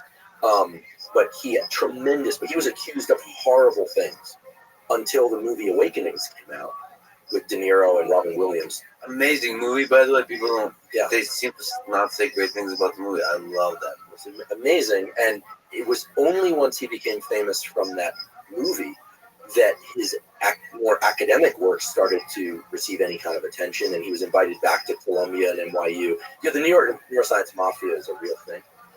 And yes, you know who you are, and some of them are actually coming on the podcast. They are. You're not. I think we talked offline about this. We should start a mafia to fight off whatever's going on in the East Coast. Although I'm still in MIT, so I don't know how that works. But Boston is different than New York. Yeah, so I have tremendous respect for science done in New York. Don't get me wrong; they are excellent scientists. It's just a very different culture than on the West Coast. And the personalities, the personalities. Tremendous respect for the mob. And the personalities are a bit more grandiose. However, because of some of the shift in science culture in the last few years, things around scandals and things of that sort, they've been forced to tamp down some of their personality, or at least their outspoken personality. And I actually think it's revealed something really important and useful in science, which is, it used to be the case you could really inject your personality into what you do. Richard Feynman's a good example. If he did today what he did then, bongo drumming on the roof of Caltech naked, working out theorems in strip clubs and things like that, he would have lost his job in moments, right? So that kind of behavior isn't celebrated anymore. It's actually punished. And I'm only half kidding about this New York Neuroscience Mafia, but because I now exist in multiple realms, I can say these sorts of things. And again, admiration and respect, but I will say that I think it's important that people in science, or that are kids that are curious about science, understand that you can have any personality, provided that you're ethical and respectful in science, and do well, right? There are true bench scientists that just want to be at the bench. There are people that just want to be in their office. There are people that really enjoy public speaking. And there are people that love meetings, and there are people that hate crowds. And so there's a place for everybody, truly a place for everybody in science. I would like to be able to shine light on the fact that you can have a shy personality, an outgoing personality, and all of those can have excellent careers in science. But you have to find the community in place that's right for you. One reason I like Stanford is that Stanford is very much about the future. We have Nobel Prize winners, we have Fields Medal winners and all that stuff. And their names are on walls, and we acknowledge their great works. But most of what you hear about in the halls of Stanford is about what's happening now and what could happen next. It's really about the future. Whereas when I've spent time at other institutions, not to be named, you hear that, but there's a lot of kind of recycling and regurgitation of how wonderful people are based on things they did previously. And the students at Stanford, because of Silicon Valley, sure, they have respect for Nobel Prizes. They're delighted to be learning from and surrounded by all these great minds. But they're mostly interested in what they're going to create. And so I I really like the shift toward possibility as opposed to things that are steeped in tradition. I've never been to high table dinner at Oxford. I'm sure it's a wonderful experience. I'm also not sure what purpose it serves for the world, but I've never been, and so I don't know what the conversations are, and so maybe I'm, speaking out of line here. And now I'm definitely not getting anybody. You're definitely getting invited. But yeah, I'm with you. The cultures pick the right ones for you. That's what I like MIT. The spirit of it. To me, it's not about the past or the future. It's about just tinkering and having fun building cool stuff. Like the big ambitious projects is there. I mean, maybe more on the biology and the health side, but like the engineering side, it doesn't matter if this has any impact. Let us build the coolest thing the world has ever built. Whenever I'm in Kendall Square, I've seen they have those buildings there that actually tilt toward the ground. The architecture of MIT is also really impressive. Yeah, this he pulled up. Sergey just pulled up Elon Musk tweet. I'm inspired by curiosity. That is what drives me. So let us expand the scope and scale of consciousness so that we may aspire to understand the universe. There's like 3 tweets in one, but curiosity, yeah. Curiosity for its own sake. What's that saying? I think Dorothy Parker said, the cure for boredom is curiosity. There's no cure for curiosity. And you need to celebrate. So let me just briefly mention to my lovely friends at MIT to celebrate different weirdness, to celebrate the weird characters. I sometimes get loving pressure from my lovely friends at MIT to tone down the weirdness a bit. Really? Even from MIT? I'm very fortunate to have a lot of leverage to where I have completely resist the pressure. But I'm very sure that there's young faculty that with that subtle pressure would dissolve them into a puddle of tears.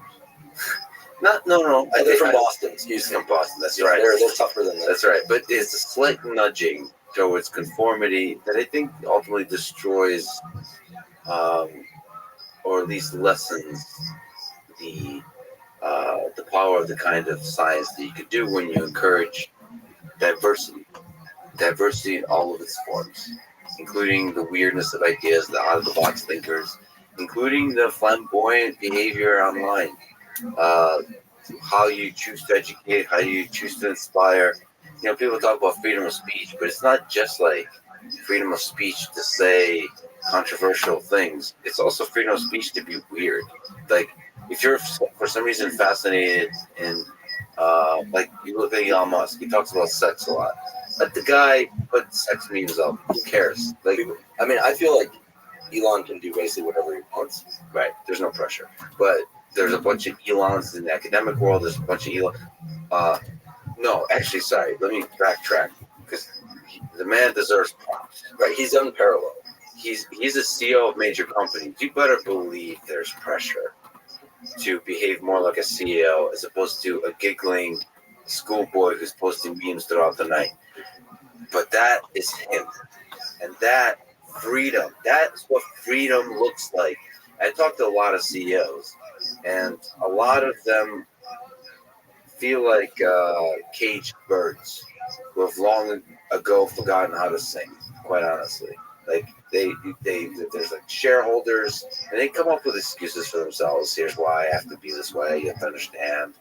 So on. There's PR, there's marketing people, there's lawyers, there's all that kind of stuff. But the final result is the authenticity is suffocated. The beautiful weirdness of a CEO, of a leader, of a creator, of a scientist, all that. That's all gone. Well, Steve Jobs would have kept his job and acting the way he did in his 20s and 30s in today's climate, but he probably would have updated his protocols, so to speak. A little bit, but maybe. Screaming at employees. I mean, these are anecdotes, right? I call them anecdata because people treat them as data, but they're really just anecdotes. We don't know. I wasn't there. But I like the idea of authenticity without oversharing. Right? You're very authentic, but there are aspects to your life that I'm aware of that your audiences will never be aware of, and there are aspects of your life that I'll never be aware of. And so you're still authentic. But yeah, which ones are you aware of? People are gonna wonder, like, what is you think I'm a sex dungeon? What is this? No. But interesting choice of examples. No, but I think that people lose lose careers on the basis of the movement of their thumbs, right? I mean, the chair of psychiatry at Columbia recently lost his position based on a response to a tweet. People can look that up. This is one of the most famous psychiatry departments in the world, and he put something out there that was very insensitive, frankly. And everyone that I talked to about it was like, gosh, that was very, very insensitive, not thoughtful at all, and he lost his job, right? Or at least had to step down. I don't know the specifics. So, you know, I think I read someplace that more than half of the job loss due to online behavior is because people were trying to be funny, right? I mean, not everyone can pull off what Tim Dillon. Oh, and by the way, congratulations! I heard that you and Tim just got married. Yeah, I saw that. No, we didn't just get married. He proposed. Yeah, got it. And I said yes. Right. So some people can get away. Oh yeah. Thank you, sir. It has that. See those 13.3 thousand likes. One of those is. So for people who are not aware, one of the days in April tweeted that Tim Dillon asked me to get married, and I said yes. I think Tim said the wedding will be on 6th Street in Austin. Bring all your weapons, which of course is totally inappropriate. This is I was funny. I was like.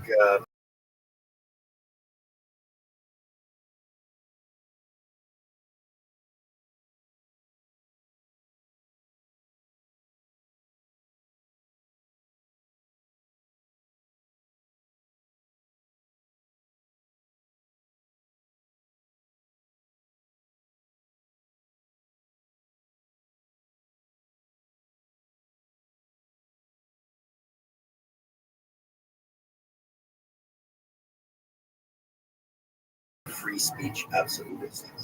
I think freedom is really important, and that includes letting people who are hateful, letting people who are controversial have a voice on platforms. But it becomes, I'm not sure what exactly to think, because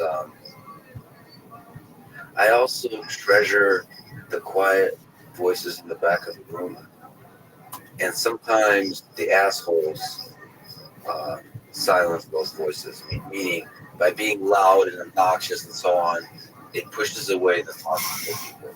So I'm also a fan of creating communities. Like you should be able to let people kind of build a community that's positive, that's loving, or that's constantly trolling, or that's super hateful. All those communities should have a place in the world, but like, the thing I've noticed is that hate can destroy a community full of hate can destroy a community full of love easier than a community full of love can overtake one with hate. So you have to kind of, I don't know exactly how, but create digital mechanisms that discourage collision of these communities. They should all have a platform and ability to speak to a large audience, but you have to be careful to protect that like little flame of connection that people have. And that's good. The goodness. It sounds like. I mean, yeah. I think you know, in any great city like New York, which I love, by the way, you want to have a symphony and an opera house, and you want some punk rock shows happening on the Lower East Side. You want all of that. You just don't necessarily want to overlap. In terms of social media, you know, and then podcasting and engagement, one thing that I decided very early on was to encourage comments and feedback, etc. But I have in my mind what I call classroom rules. You've taught in the university, and then you teach in the university, and there's you establish a certain etiquette within the classroom of the kinds of questions that you'll tolerate, right? So there's always the student that's going to ask a question, which is basically a 10-minute monologue about their experience that really isn't a question that pertains to a lot of people. So you politely discourage that kind of question, and you encourage the kinds of questions that are likely to be in the minds of many other students. It's just more efficient that way. Or not politely. Or, you know, I try and respond to comments, and I try and respond, but also, you know, there's this really interesting question now. If you block people or restrict people, people think that you're somehow afraid of the information that they're posting, but that's often not the case. I'm not in the habit of blocking or restricting too many people. Occasionally we've had to do it only because of how other people are being treated in the comment section. What I can take and what I think other people would deserve to take are two completely different things. David Goggins, right, who we both know well, I don't know if he still does this, but a few years ago he posted something like, if people ask him, when do you sleep, he would just block them. Yeah. Because it wasn't consistent with what he was trying to say. Of course he sleeps, but it's, he's trying to get a particular message out. I think people should just understand that everybody's page is their own to moderate, right? Just like in a classroom, there are certain rules, of course, of institution, but then you establish the etiquette within the context of the kind of class. A class about personality psychology or the psychology of love, you're going to have a very different range of conversations than a class on membrane physiology. So I think social media is a great place for conversation, but it's not necessarily a great place for every kind of conversation. Yeah, and I also just say that people that do get blocked, it's something I do very deliberately, blocked or ignored. I never think poorly of them. I actually explicitly think, if there's somebody that's like saying hateful things about me or whatever, I always think positive thoughts. It's not some kind of weird guru thing, but just actually on that as a hack. I think well of them, and that allows me to never think of them again. Like I send them my love, and like I think this is a fascinating human being with a fascinating story. I would love to have time to actually learn about their story, but there's not enough time in the world.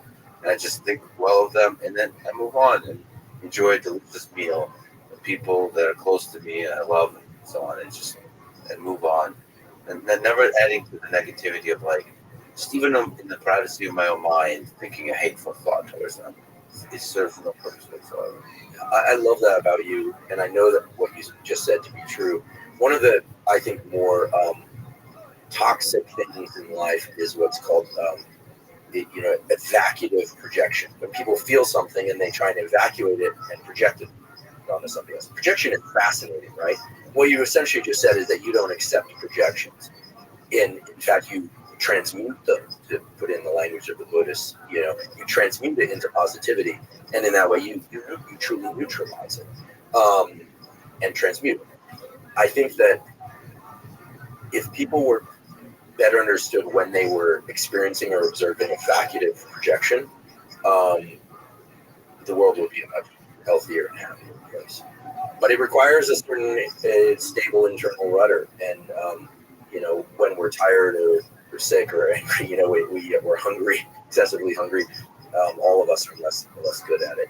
I've been positively struck by the nature of most of the interactions, not just feedback, but my favorite thing as an educator in the classroom, but also on social media, my absolute favorite thing is when the comments about other people's comments are positively reinforcing. So you see people having conversations within the comments, and you realize this is like, if you, as an educator, again, it's fun to teach and it's fun to talk to the students, but the real pleasure is in walking by a small group of students on campus and hearing them talking about the material. That just fills me with joy. And because what it means is that the ideas are reverberating in their nervous systems and will eventually bring out to others. So it's not just about feedback, it's about a venue for parsing information. So you actually posted that we're going to talk on Instagram, and I collected a bunch of the questions, which reminds me of, I have to mention Mike Jones and a question he asked, but also a gift he gave quite a while ago, if it's okay. But first, quick bathroom break. Yes.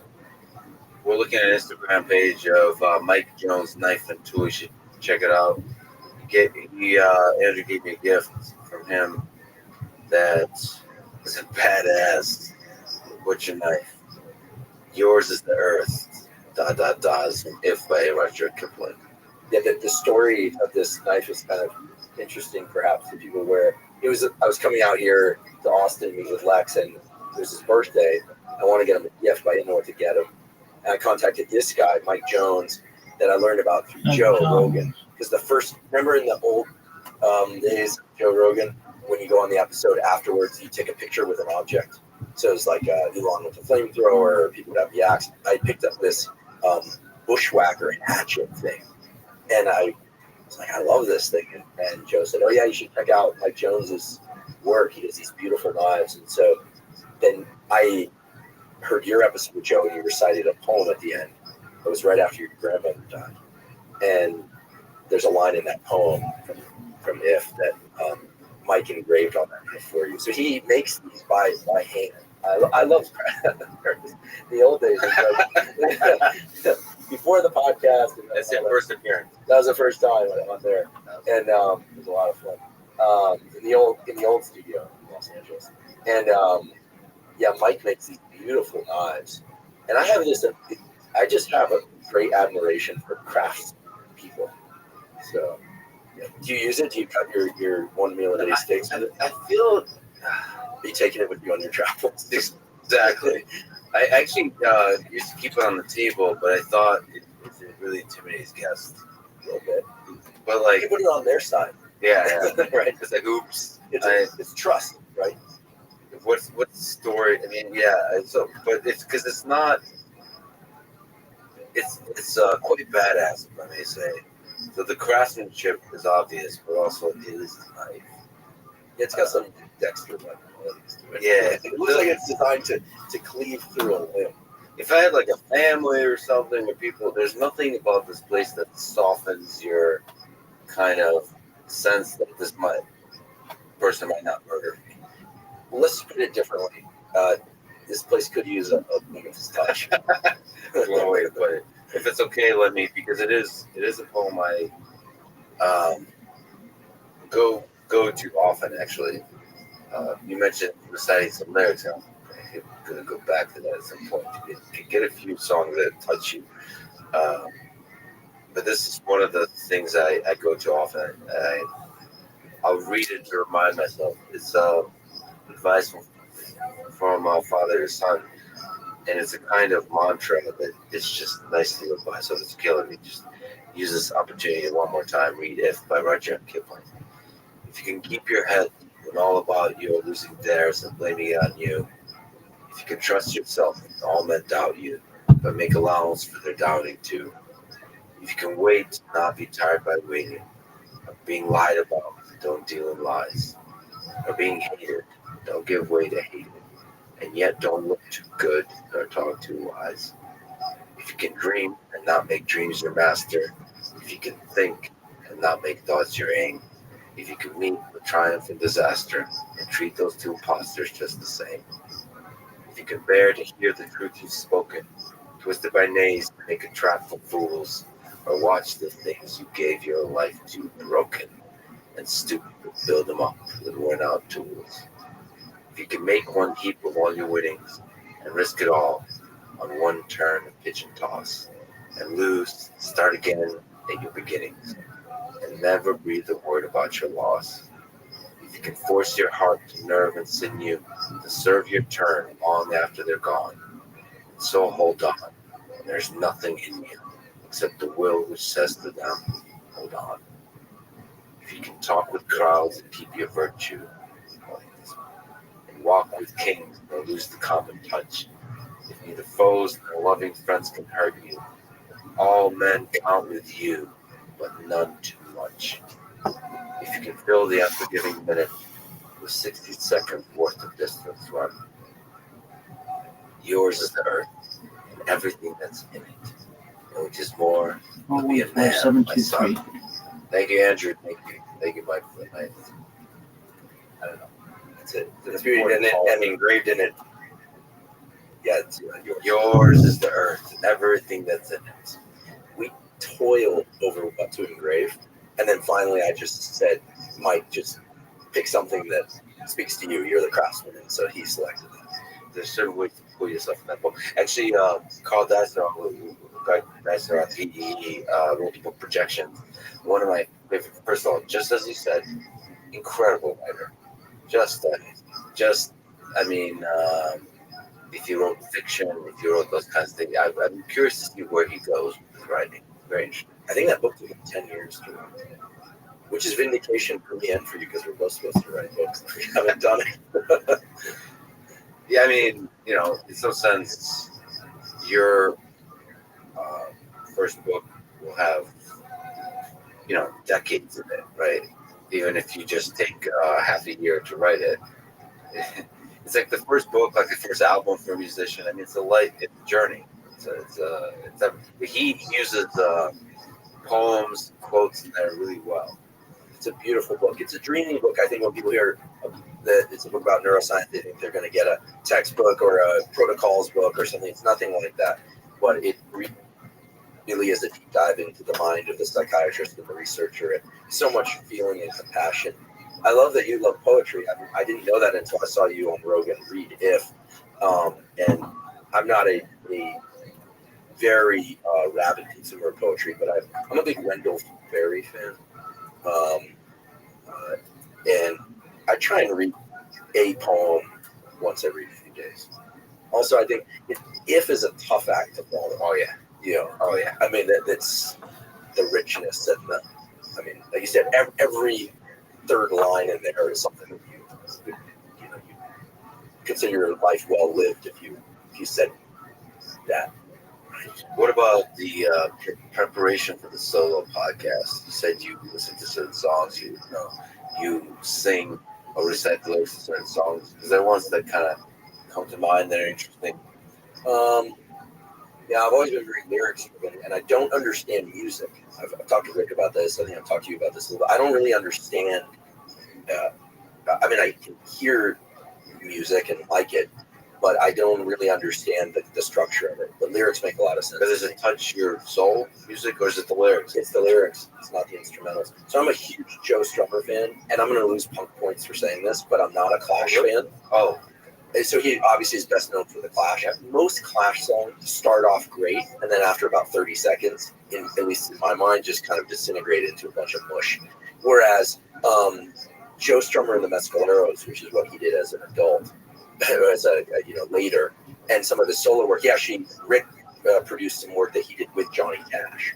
Rick pulled Johnny Cash essentially out of retirement and had to do his albums before he died. And so anything that Strummer did, there's a favorite song of mine by Strummer. It's called Burning Lights.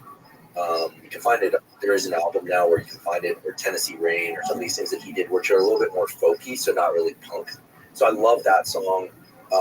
Bunch of songs by Rancid that I love.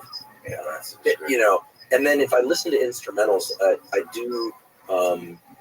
I'll listen to classical piano. Some dreams are made for children. But it's not going to sound good as a poem. They can play this. People can play this. Yeah. So because it has to be something. Joe's voice is what makes the song. Joe's voice is what makes the song. But yeah, that song "Burning Lights" from I Hired a Contract Killer. I don't know, the lyrics are pretty good. They're pretty good. I mean, Joe was an amazing writer, right? I'm also a big Bob Dylan fan. Glenn Gould for classical piano. He had the Asperger's, and actually I think you can hear him grunting. He had a Tourette's-like tic. And I learned about Glenn Gould from Oliver Sacks. So I'll listen to any number of things. It depends on my mood. If I'm feeling a little more tired and I need to be amped up, I'll listen to something that's a little louder and faster. If I'm feeling kind of keyed up and I need to bring the cadence down a little bit, then I'll listen to something a little mellower, poppier. I love bands like, I'm a big fan of this British pop band called James. There's like 20 bands named James, but this one, and again, I lose points for saying that, but they're amazing. And I think you've accumulated enough points where you can afford to lose a few. Yeah. But in any case, music and poetry they're the subconscious, right? I mean, if you think about a Bob Dylan song or a really good Strummer song or a poem, that the words don't mean anything when read linearly, but they make you feel something. They're tapping into the subconscious. That's really what they're doing. They're pulling on neural threads of emotion based on either timbre or cadence or something that's independent of the word structure. And that, to me, is the beauty of music and poetry. I often say Johnny Cash's version "Hurt." That I say would be my favorite song ever. We did a 9 Inch Nails song. He did. He I covered. think Rick produced that. Pretty sure he produced it. And he did Rick produced He pulled Johnny Cash out from a dark place, produced something that when you look back is one of the great things ever in music, which are these haunting covers of certain songs and originals. Johnny Cash and Joe Strummer did a version of Redemption song together that Rick produced, which is on loop in my house sometimes, for hours and hours. That song is fascinating. Bob Marley's song, Sung by Johnny Cash and Johnny Joe Cash. Strummer. Sometimes I think what it would be to be a fly on the wall when these guys were doing These stuff. songs of freedom. There's certain songs where you're like, it elicits an emotion that's unlike anything else. I mean, I was trying to figure that out with Rick too. Like, there's certain songs that make you want to pull up over to the side of the road and just weep, or just get inspired to just get shit done, or all of those kinds of things. Or remember your family, the people you've lost, all that kind of stuff. I mean, hurt. I hurt myself today to see if I still feel. There's certain songs that I've loved so much that I actually won't play them during a relationship until the relationship passes a certain duration, because if you start sharing those experiences with somebody in the room and it starts to become associated with the relationship, you're braiding it in with the dopamine of love, and that relationship ends, the song is forever tainted. There's certain songs that I will never play in the company of anybody else. They're mine. I just it's too risky to give those up. And I think that There's like levels. there are levels, right? Exactly. We'll leave it at that. Yeah, and the interesting thing about this kind of preparing for the solo episode, just interacting with Rick about that process of preparation, and because you mentioned with interviews. By the way, so you do solo? Are you the only one in the room, or No, it used to be Rob, my producer, who I should say, he's really the person behind the podcast. I mean, first of all, we're equal partners. You're just a pretty face. We're just, and I'm aging, man. I actually really, I like aging. It's weird. A lot of people get friends with David Sinclair, and it's all about not aging. I don't want to live past 90, 95. I'm just trying to get as much done as I can in this short life and do it right with integrity and heart and accuracy. And you like the stages. Oh yeah. If you read Erickson's stages of development, you realize that every stage of life is a set of neural circuits trying to resolve a problem. And if you're going to try and avoid that progression, sure, you might live longer, but it's sort of like saying, like, do you want to go win the high school jiu-jitsu championship? No, you graduated high school a long time ago, right? So I actually look forward to the future, even if it means that I'm starting to shift. I think that my biology will shift. I'll fight that. I try and take good care of myself, but I don't want to get sick. I don't want to suffer. Who does? But I'm embracing this whole developmental arc. I mean, we're not children and then adults. Our entire life is one long developmental arc. And if you fail to embrace that, you fail to extract the richness of what it is to be a human being. So, in any event, for I record, Rob is in the room. I'll sometimes stop and ask him for feedback if I feel like something's not landing right. So if it's clear, he'll let me know. If it's not clear, he'll let me know. Excuse me. And then, Costello used to be in the room. The early days of the podcast, which weren't that long ago, he's snoring at my feet and farting and smelling up the room, and we're all just kind of like gasping for air. He's a bulldog. That's what they do. With him gone, it changed. The whole thing changed. There will be another dog soon. And as you know, I've been moving through that grief process, but having him there gave me a levity that I miss. But in my mind, he's still there. Yeah, he's still there. So, and in time there'll be another dog, and who knows? Maybe there'll be a dog and a couple infants running around, but that would be more distracting. So, but there's no podcast that exists just because of the podcaster. This is true for Joe. This is true for your podcast. For me, that it's not just a staff of people that post stuff. That's just the top level contour. There's the constant feedback and iteration of what you want it to become, and trying to hold on to something that's essential along the way. Because everything has to evolve, but you can't lose the essence of something. Anytime a company or brand or a course or a scientist has done that, it just ends up terrible. It just is becomes like a centaur version of itself. So to Rick is very the power of the people in the room is great to inspire and to destroy. So you have to be extremely careful with the selection of people that are in the room. To me, I never really thought of it that way. I thought only positive things can happen. Oh, by adding people. Oh, I think if there were an audience in the room, well, you know what? Someday I'd love to do a live podcast with you. I saw you doing like a couple of live things, which is great. That you're paving the way there to. Well, we did try. I went up to University of British Columbia, and did a lecture on a college campus. And one of the more gratifying things that happens, this kid, in his early 20s, I think, stood up and said, I've never been on a college campus. I didn't think I could go on a college campus. And that still rings in my mind. Whoever you are out there, that meant so much to me, because I was like, yes. There was something about that to me. I was like, okay, it made sense to come all the way up here and do this in person, because you can get out to a lot more people online. Public speaking events, it's not like it's that lucrative or anything. I mean, unless you're a famous celebrity or politician or something. I'm sure there are people that do well with it, but that's not what it's about for us. It's really about being able to connect with people in a different venue and for interactions like that. I don't know how many of them we will do, but I'm curious to see how it goes. But I'd love to do a podcast with you. Well, is it energizing? My fear is the fear of the introvert.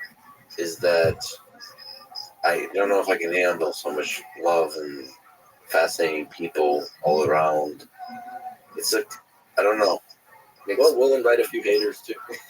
Well, yes. But I love the haters too. But I don't know. Oh, it makes me nervous because Jordan Peters is currently on tour. I got a chance to hang out with him. Oh, right. He does a lot of wonder speaking. Yeah, he does he's not on tour where he does every other day, but he doesn't have any small kids at home. So no, yeah. So yeah, you should do it before. It's also exhausting. I mean, I'm just speaking from an athlete perspective. If you're Mick Jagger with the Rolling Stones, it's just physically. I mean, you have to speak potentially for 2 hours, then off stage, hanging out with people. It's a lot of hours. It's a lot of hours to stay focused to keep finding your place of calmness and excitement. Well, and you're staying in hotels, your circadian rhythm is disrupted. You're not getting your cold and sauna and your workout every day. Your food isn't optimal. I think done in patches, I could enjoy it. It's fun to meet people from different places. I'm doing a public lecture in Copenhagen for the Lundbeck Foundation in June 3rd. And that one is particularly gratifying for me because the Lundbeck Foundation is an academic foundation. So the fact that, so when they invited, I asked, do you want me to talk about what my lab does, or do you want me to talk about this stuff on the podcast? They're like, no, not your lab. We want to hear about this health stuff and the stuff that we cover on the podcast. So that was amusing to me and tells me that, that things are changing now. I think 2020 and 2021 revealed a lot of things about people to ourselves. But one thing that it made very clear is that there's an enormous appetite for tools for mental and physical health, but also understanding about science and how science is done. So thanks to you, again, I'm not saying this to flatter you, it's true gratitude. There is now a runway for scientists to talk to people. And you had I always forget this guy's name, the virus guy from Colombia. Vincent Yellow. Yeah, amazing, right? I mean, forgetting the controversy around all the stuff of 2020, 2021, I mean, he is an encyclopedia of all things virology. Yeah. People should listen to his podcast, This Week in Virology. He's also an incredible lecturer and educator. So it's fascinating. It's fascinating. Yeah. When people take, again, that leap of putting all that education online. That's non-controversial at all. It's like everybody there. People should go listen to him for the most part, in terms of at his best, at least. There's no politics in it. There's none of. No, he's a virus jockey. He likes playing around with bacteria, viruses, but that said, we all molecular biology. We all say stuff carelessly all the time. So he gets a bit of trouble on some of the things he said about dismissing lab leak theory. There's no way he dismisses that. Yeah, but he's not making folks. There's a difference when you say stuff off the cuff, and when you say stuff that's core to your principles and you've thought about it for a very long time. You're talking for hours, for hundreds of hours, and you could just say stuff. You could just say your opinion. Um, Will Smith slapped. I was wondering. Okay, wait. How long have we been recording? I was wondering how long it was going to take us before someone Talk got up. about Ukraine. No, Will Smith. I was wondering whether or not we'd make it. I had it planned. Yeah. I was literally in the back of my 2 mind. hours. I had it planned that at the end, if we didn't talk about the Will Smith, Chris Rock thing, that I was going to say, it's amazing. This is the first conversation to happen in a long time where it wasn't mentioned. Oh, No, Here we not go. pull it up. No, we don't need Here to we see it. go. We don't need to see Here we go. It revealed some interesting things about human beings' impulse control and lack thereof. But, you know, oh my goodness. Chris Rock has material for the rest of his career. Yeah, I think he's not short on material. I do see if I knew what I wanted to tweet. If I knew you're allowed to just slap comedians, my conversation with Tim Dillon would have gone very differently. People just being humans. There's so much fascinating human nature on display there. It's also in terms of it becoming a topic that a lot of people are talking about versus the war in Ukraine, for example, is also fascinating to watch. Like just these kind of news cycles moving through. Well, I think, if I may, I sorry to interrupt, but you know, anytime we observe something very limbic, very emotional, you know, we generally can empathize somewhat, right? We all know what it's like to feel angry. We all know what it's like to feel ashamed. We all know what it's like to feel shocked. Images of war are, for most people, very hard to relate to. We see it. It's, you know, there are these images, and they're very traumatic and challenging to look at times, and yet most people have no idea what it feels like to be shot at, or what it feels like to have your home destroyed, or what it feels like to be an aggressor in that way. So I think that people naturally orient towards things that feel familiar to them, even though the circumstances are different. And people also forget, they look at these celebrities, it's just like looking at criticism of Will Smith, but you forget that they're human too. That's one of the most surprising things for me, having done this podcast and met celebrities and stuff like that. They're human. They're all human. And that's inspiring to me. Like some of these great folks that have won Nobel Prizes and built some cool things, they're just human, like the rest of us. Well, and if you look at actors and actresses, I mean, there's some amazing ones, right? And who also do well in the outside life, but their careers were built on the business of pretending to be other people. Yeah. And that's got to distort, maybe positively, but also just, let's be honest, what it is, that the neuroplasticity there, the changes in the areas of the brain that represent personality have to be quite different for somebody who pretends to be lots of different personalities and gets paid for it. You're working the reward system into the system of self-identity, and you know, you have to imagine that can really contort somebody's neurology in ways that maybe they are not in touch with reality in the same way that we are. Remember, earlier we were talking about neurotic versus psychotic. You know, they may be more borderline in their kind of ground state than we think. And so I'm actually impressed anytime there's a celebrity who doesn't have a messed up life. Yeah. I'm like, oh wow, you know, finally somebody who's managed to, you know, maintain some semblance, at least from the outside, of normalcy. So first of all, I can empathize with the actions that Will Smith did, right? They're not, I think they're kind of, not kind of, they're just shitty. You should probably talk privately, man to man, not, because otherwise it's like a dramatic display.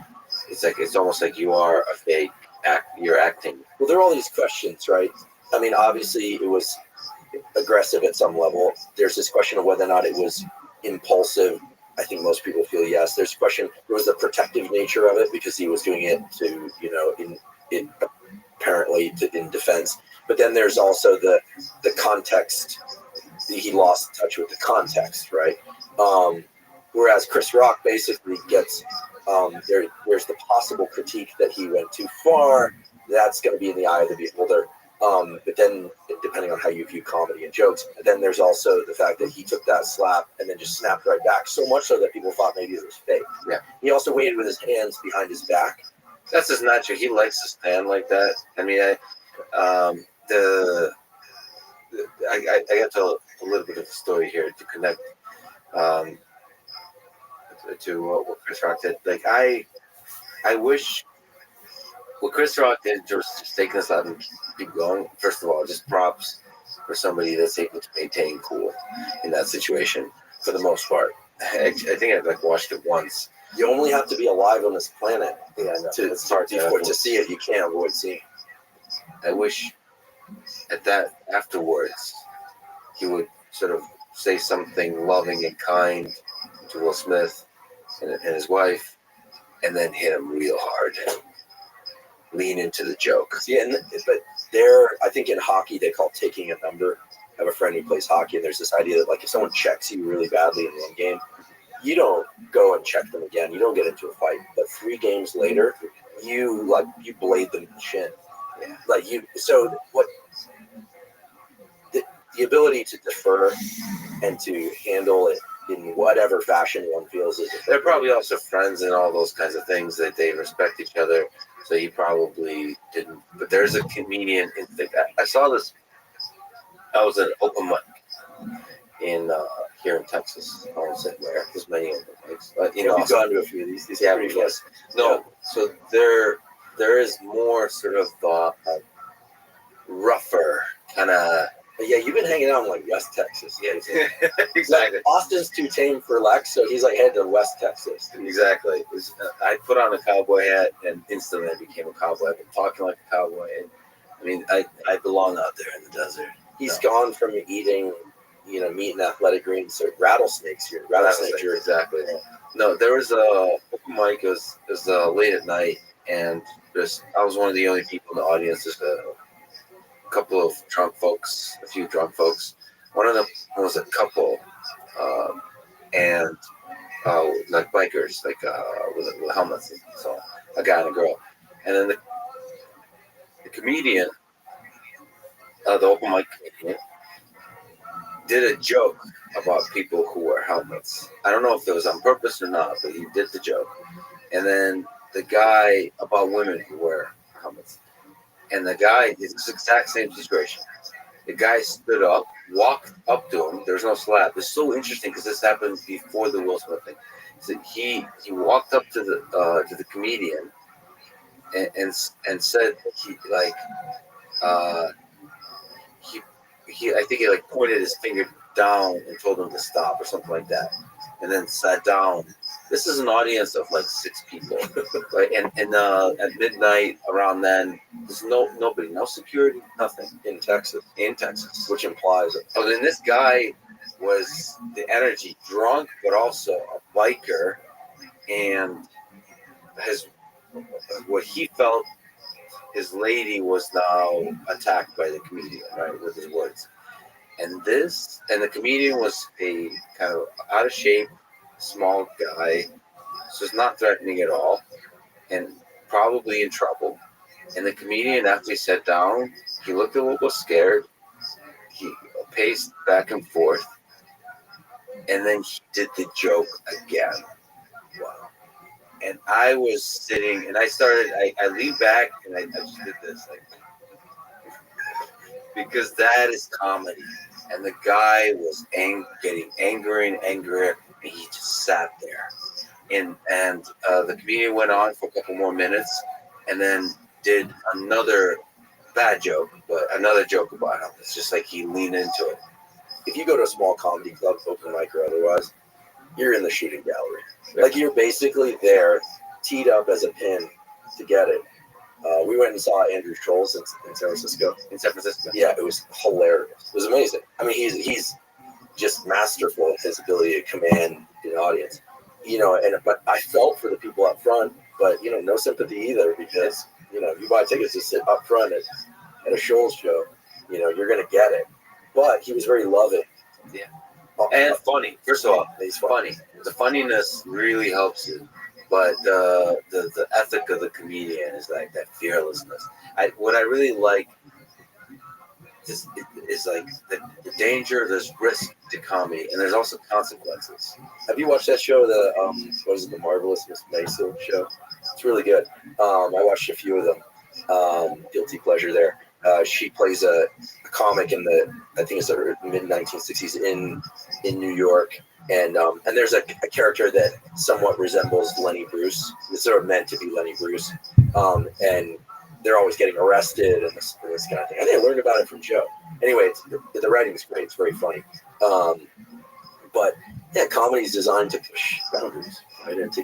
And to say the thing that people feel they can't say. Not something in science, right? Science, you're supposed to etiquette is a big part of how you communicate ideas. It's about constraining communication. This is something I confess on the podcast that in the goals of making it clear, interesting, surprising, and actionable, you have to constrain the amount and the style of information. Otherwise, it becomes something else altogether. Right. I saw Sundar Pichai, Google CEO, said that he likes the thing you mentioned, not the Yoga Nidra, but the NSDR, non-sleep deep rest podcast over meditation. I don't know if you saw that. Yeah, I saw that. Yeah. Why? What do you think that is? What do you think the difference is? Yeah, so non-sleep deep rest, NSDR, is an acronym that I coined because it encompasses a lot of practices that are not meditation per se, but that bring the brain and body into a state of relaxation and focus. So hypnosis is one variant of NSDR. There are other variants of NSDR. You can just look these up and you'll find them. And I think that they've caught on, and that the Google, the CEO of Google, is an avid practitioner of NSDR, because it has this amazing ability to reset your energy levels and focus. Whereas with meditation, many people find meditation hard. And part of the reason they find it hard is that it requires focus. NSDR is a state which is very calm and relaxing. You don't have to work too hard. You're just listening to a script. Whereas most forms of meditation, not all, but most forms of meditation involve cranking up the activity in your prefrontal cortex and trying to see your thoughts as opposed to thinking your thoughts, or focus on your breath, but then third-personing yourself in some respect. And that's work. And so many people who meditate quite intensely feel more exhausted. Now, that doesn't mean that meditation doesn't have any utility, but it's distinctly different than NSDR. And I think that people are working, certainly the CEO of Google, I have to imagine, is working very hard and using his forebrain. If he's going to have 20 or 30 minutes to take a break, he should, and I think this is what he's doing, he should go out for a jog and not listen to anything and just kind of let his mind wander, or sit there in a chair and just zone out, or do NSDR. The problem is people are not that good at shifting states. We are all actually pretty good at, even people with severe ADHD, we had an episode about this, can become hyper-focused on things that they actually enjoy. Because dope and most of the drugs designed to treat ADHD are drugs that increase the levels of dopamine. So when you like something, there's dopamine release and you can focus. It's when you don't like something that's hard to focus. Shifting states is hard. I'm sure you've experienced this if you've ever been in deep research or podcasting, and then all of a sudden you go for a run. You probably spend the first third of that run thinking. And then in the middle third, you're kind of, that thinking is fractured a bit. And then in the final third is where you finally get to relax. Because the brain doesn't shift states very quickly. We can go from sleep to wakefulness quickly. We can go from wakefulness to sleep quickly. But we don't shift between different states of consciousness like a step function. Except in rare cases, right? Fear is one. All of a sudden we hear an explosion right now. It's a step function. We're in fear, or we're in alertness, right? A heightened state of alertness. But NSDR is terrific at allowing people to learn to shift their state. And I actually would venture to argue that part of the value of meditation and exercise is the actual state that you get into in deep meditation or exercise. But just as valuable is the transition that you have to take yourself through from one state of mind to the other and then back again. When I look at, David Goggins, he always continues to come up, and because he represents so many important things: drive, determination, override of emotional state, going from being a 300-pound plus person to a fit person through. He's never revealed anything substantial about what he ate or what he didn't eat. He basically says, like, listen, run a lot, eat less, right? But what's remarkable is so much of what he says is about those transitions, about taking oneself from a state of, I don't want to scruffing oneself like you're going to do it anyway. And then being able to carry that into regular life, so to speak. So I think that NSDR is immensely powerful. It's zero cost. And one of the reasons I'm such a fan of people doing it is that most people don't stick to a meditation practice. There have also been a few cases, you might find this interesting. There's a book by Scott Carney. I forget what it's called. I think it's called The Transcendence Trap or something. I'm going to have that title wrong. But there have been a fair number of cases of people that go and do very extensive meditation, silent meditation retreats, who then return to normal life and end up killing themselves. There are states of mind inside of extended meditations or silent meditations that are very beneficial. And I'm certainly not suggesting people don't meditate. But I know at least one person who came back from one of these long extended meditation retreats and wasn't able to shift their state back into one that was functional in regular life. And that book includes a very dramatic story. I don't want to give it away in case people check out the book. But Scott told the story to me directly once, where someone feels they've reached enlightenment and then commit suicide. So these very unusual brain states are potentially hazardous if people can't return from them. So it's nice to focus not on those brain states, but instead on the shifting. Right. I do. This morning I woke up a little bit earlier than I would have liked. I use this Reverie app that's research-backed, reveri.com. There's a free version of it, or you can try it for free. So I feel that's for hypnosis. For hypnosis, and I do a self-hypnosis to put me back into sleep. And if I can't sleep, just put me into a state of deep relaxation. I would put hypnosis under the category of NSDR, Yoga Nidra under the category of NSDR. There are now some NSDR scripts online if you just go to YouTube that you can just listen to. And do you like those? I do, yeah. I think the one from Made For is quite good. I have an affiliation with them, but it's free, so I feel comfortable mentioning it. I do. I really like the Reverie app. I can and the more you do them, the more quickly you can shift your brain into a state of deep relaxation. I will sometimes stop mid-podcast. Sometimes our recordings go 7-8 hours, and I'll stop and I'll do a 1-minute hypnosis. They have 1-minute hypnosis inside Reverie. You're only going to find that 1-minute hypnosis is effective if you are routinely doing 10 and 15-minute hypnosis in addition to that. Meaning, I do it every other day or so, 10 or 15. So is there a YouTube 1-minute hypnosis, or is this? There are, but inside of Reverie as well, you can find them online. A really good. Pull it up, so yeah, please. Yeah, so Reverie's good, and then Michael Sealey, Sealey, he has some long hypnosis scripts. But again, these are all free, and there's a lot of good research now on the neural networks, and it shifts your so-called default mode network. It shifts how much of your forebrain you're using, and it also is very, very good at. I get so many questions about, hey, I'm really upset. I found out about my girlfriend's sexual path. Ask her, hey, I'm so upset. I found out that my girlfriend is cheating. Or, oh, so-and-so died. How do I get over these emotions? How do I deal with them? And hypnosis is shown to be very useful for people to learn to bring themselves into a state of deep relaxation, to literally project in their mind's eye these very intense things that they don't like. And then for people to associate with other emotions in their body, to learn to be calm while feeling your feelings. To dissociate the mind-body communication to some extent. Just observe the feelings. Observe them and start to associate them with positive experiences. You're an Android guy, so soon it should be available on Android. And then it doesn't exist for me. Yeah, I know. It's only, I don't get Android is the device of the people, all you elitist people with your iPhones. Okay, but tell me this about Android. Now you want to. This is the one thing that gets me. Yeah, because I'm very close to someone who uses an Android phone. I feel like that. So you have great people in your life. That's good to know. No, the messages always look green to me, but I answer yours despite that. But I feel like the Android phones are very trigger happy. Like anything I touch does something, whereas the Apple phone is kind of built for like a macaque monkey to be able to operate, which is great for me because I'm more of a macaque monkey and you're a more sophisticated baby. Oh, I see. I think like you have to be they're more sensitive. You have to have. I've got fat fingers. I've got clumsy fingers. I see. The Android is too. Well, maybe you need to soften your touch. What I would do is go into the sort by most popular. Because there's some older ones that I really like, and it generally scales with that. So I'll do this one, the hypnosis for clearing subconscious negativity. That's an hour-long one. The sleep and anxiety one, 40 minutes. But those you listen to as you fall asleep. But we're going to do this now? Yeah, let's listen to it.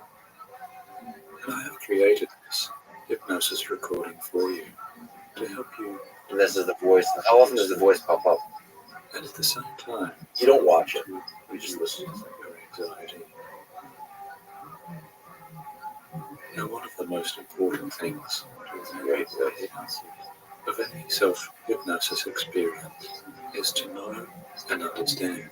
So people really should know that stage hypnosis is about the hypnotist getting you to do things you wouldn't normally do. Self-hypnosis, which is what we're talking about here, reverie in this, is about you getting your brain into the state that you want. And again, I mean, there's a ton of neuroimaging data and work on trauma and pain relief, and our labs are working on this with David Spiegel's lab.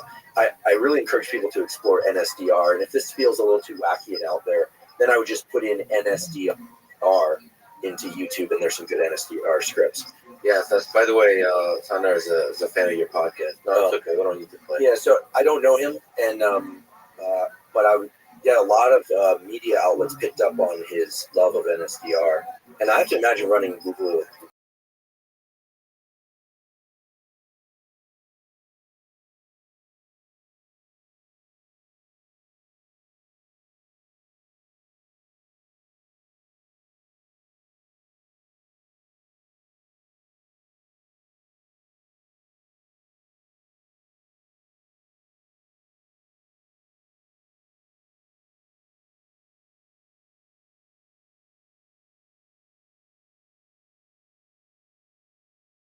And then they think, all right, well, 1 hour? 45 minutes. Not 90 minutes? By Zoom. 90 minutes? Yeah, right. Well, no, they know in person, though, but I'm sticking on that. But, like, no, we need more. And it's so hard to. Do you still travel to do your podcast, or in general? No, most people come down here. Most people, but for certain situations, obviously. Right. Or you're ahead of Imagine if you get out on work for a lot of people have anklets so that they can go to like screaming podcast. It probably happened. Have you ever been in a prison? No. You know, Either a visitation or on the inside. from my height, I can see San Quentin. It's really weird that San Quentin and Alcatraz, Bay Area people, everyone thinks of, like there's the Bay and there's Alcatraz and San Quentin sitting right there. Does that make you feel? It's amazing how easy it is to overlook that they're there and forget that they're there. But when I drive by San Quentin, I think about it. I also think about the people who are in there who might be innocent. I've seen some of those episodes on Rogan and elsewhere, and Amanda Knox talks a lot about this, right? Whether or not you believe her story or not, I happen to believe her story personally based on what I know. I'm sure there are people who disagree with me. I think to myself, what it must be like to be in a cell and know in your heart's heart you didn't do it. I mean, I can't think of many things worse. I can't think of. That's so clearly unjust. Life is full of unjust things like this. Cruel things happen all the time. You lose a loved one for no good reason. You lose your job. You lose your home. Yeah, I've been talking to a lot of refugees now, and the war in Ukraine has really focused my mind to how much suffering there is in the world. And so just cruel things happen all the time, and people kind of, there's this suffering, and you kind of go on. You stick to the people really close to you. There's still love all around you. Traumatic events kind of focus your mind on, very practical, okay, how do we solve the problem? How do we escape? Let's solve, survival, food, shelter, focus. Remember that book, All's Quiet on the Western Front by World War I? There's this line in there, I forget what it is, about how war is like the smell of a skunk. Like a little bit is actually is slightly, there's something slightly delicious of it, is what it says in the book. I happen to like the smell of ferrets and skunks and things. I had a pet ferret when I was a kid, and I like that musky scent. Most people it's repulsive to them. It's actually a gene, believe it or not. Some people have the gene that makes the musky scent repulsive. Some people love it. Let me ask you this. There's another gene. This is a fun one. Microwave popcorn smells good, neutral, or disgusting? Good, very good. There are people who have a gene that leads them to the perception that the smell of microwave popcorn that you find is good. It smells like putrid vomit to them. It's a particular gene variant, and they can smell certain elements within the microwave popcorn. It's prominent in France, this gene, And so in laboratories where you have a lot of French people, it's often said like you're not allowed to make microwave popcorn. It smells putrid, disgusting. You know, so a lot of it's in the perception of the beholder. But okay, before I leave the NSTR is focus in general. As you said, it's for shifting mind states. Is there advice you have for how to achieve focus on a task? Yes. First of all, we have to distinguish between modulators and mediators, and I'll do this very briefly. There are a lot of things that will modulate your state of focus, but they don't directly mediate your sense of focus. So for instance, if right now a fire alarm went off in this building, it would modulate our attention. We would get up and leave. It would be very hard to do what we're doing with that banging in the background, at least at first. So it's modulating focus, but it's not really involved in the mechanisms of focus, right? In the same way, being well rested when you sleep, your autonomic nervous system that adjusts states of alertness and focus and calm works better than when you're sleep deprived. So if you're sleeping better, you're going to focus better. So I always answer this way to a question like this, because the best thing that anyone can do for their mental health, physical health, and performance in athletic or cognitive endeavors or creative endeavors is to make sure that you're getting enough quality sleep enough of the time for you. And that's going to differ. We could talk about what that means. Now, in terms of things that mediate focus, without getting into the description of mechanisms, because we have podcasts about that, it's very clear that mental focus follows visual focus, provided that you're a sighted person. Much of the training that's being done now in China to teach kids to focus better literally has them stare at a target, blinking every so often, but really training themselves to breathe calmly and maintain a tight visual aperture.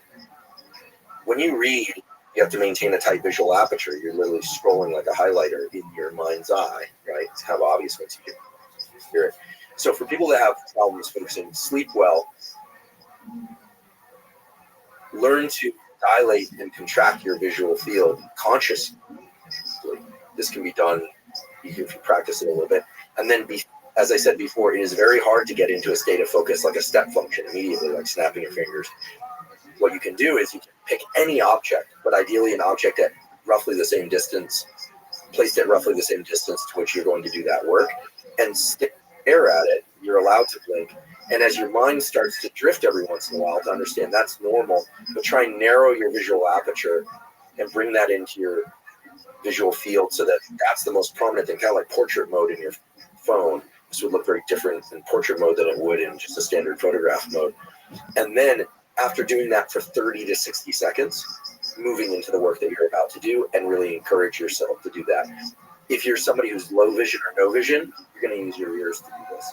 Braille readers have trouble focusing sometimes because they feel other stuff and they hear other stuff. So you learn to adjust that aperture consciously. And then, of course, there are the pharmacologic tools. Just enough caffeine, but not too much, right? We talked about white noise, brown noise, music or no music. It really varies, but it's very clear that binaural beats of 40 hertz can shift the brain into a heightened state of focus and cognition. So if you're going to use binaural beats, which should definitely be used with headphones, and there are a number of free apps out there and sources, 40 hertz seems to be the frequency that best supports the brain shifting into a particular. Wait, can you give us some binaural beats? Yeah, so you're going to look for, you want to find an app that offers 40 hertz. I think Brainwave allows you to slide bar up to the particular frequency that you want. And I should say that there are other frequencies that are interesting, but 40 hertz binaural beat seems to be the one that there's the most quality research on. So it's like a beat. Yeah. But you're saying there's a lot of mixed science on the Yeah. white noise or brown noise. You really should be doing this with headphones because binaural beats are best accomplished by feeding two different frequencies to the two ears. Yeah. And then you have what's called this brainstem area that reads out what are called interaural time differences, and then it extracts the delta, essentially. Turn it on.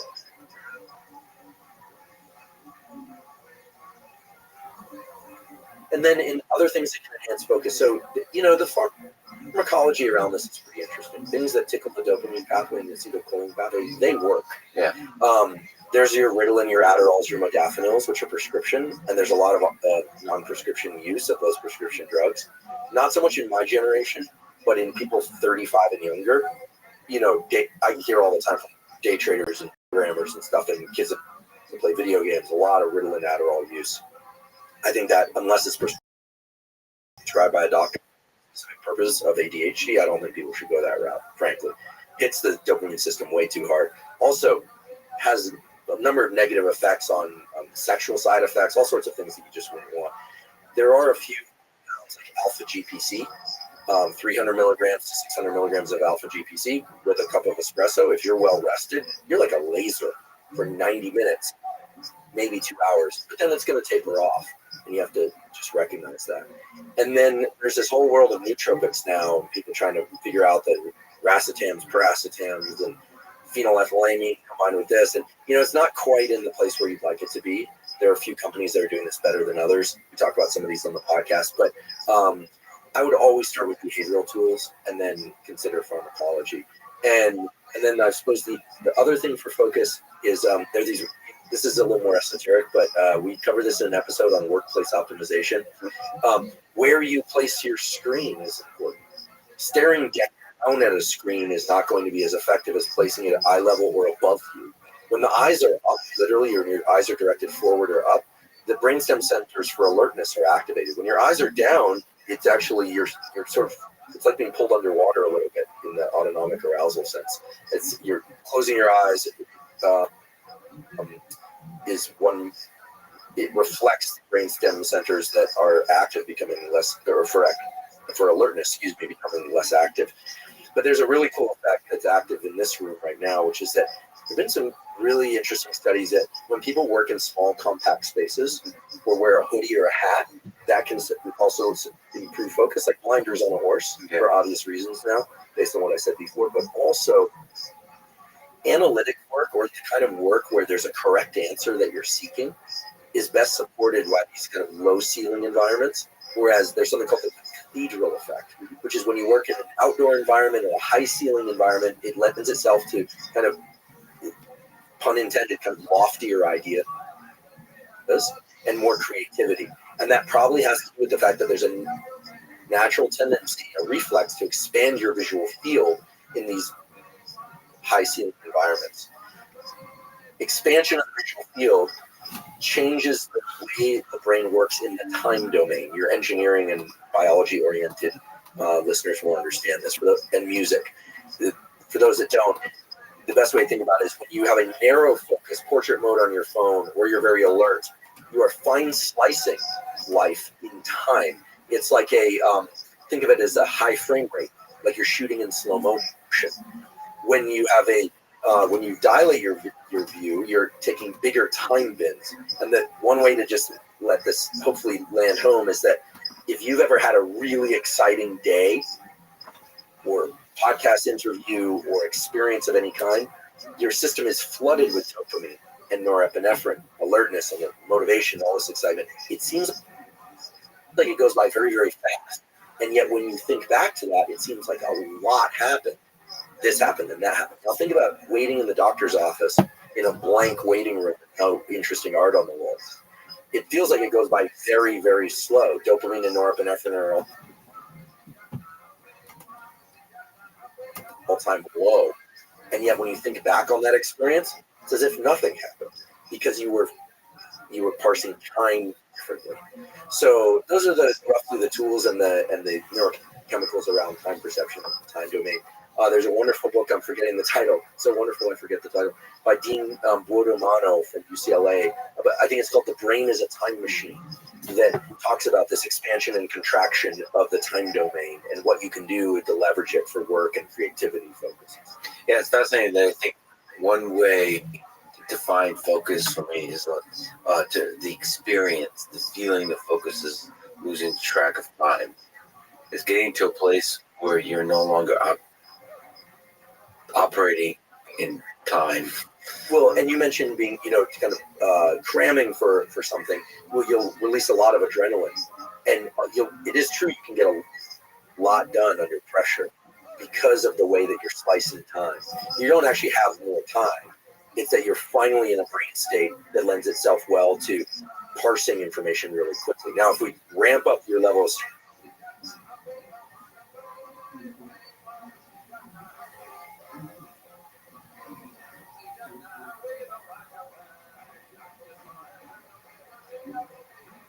stress enough, it's definitely it's a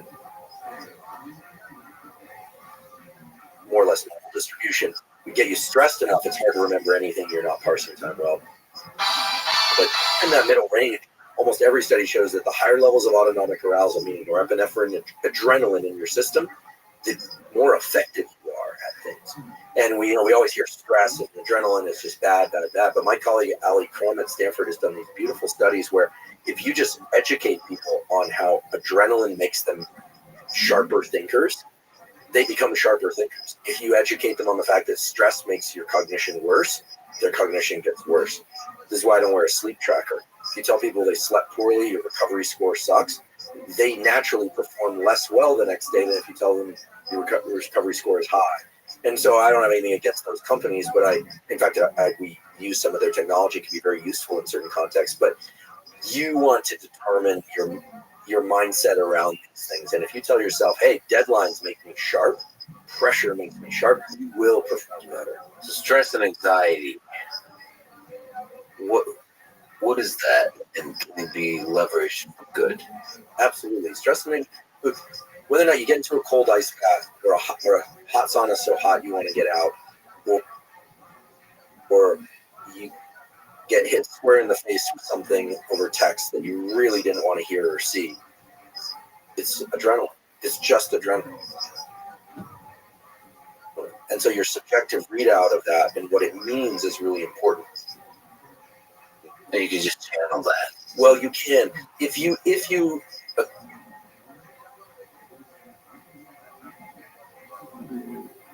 agree with the following statement, which I do, and many people do because the data support it, which is Ali Crum's statement, not mine, which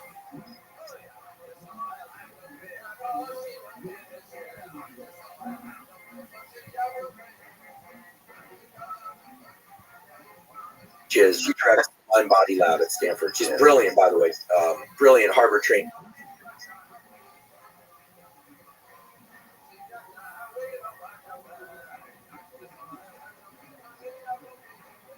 Yale trained licensed clinical psychologist, also tenured professor at Stanford. She's a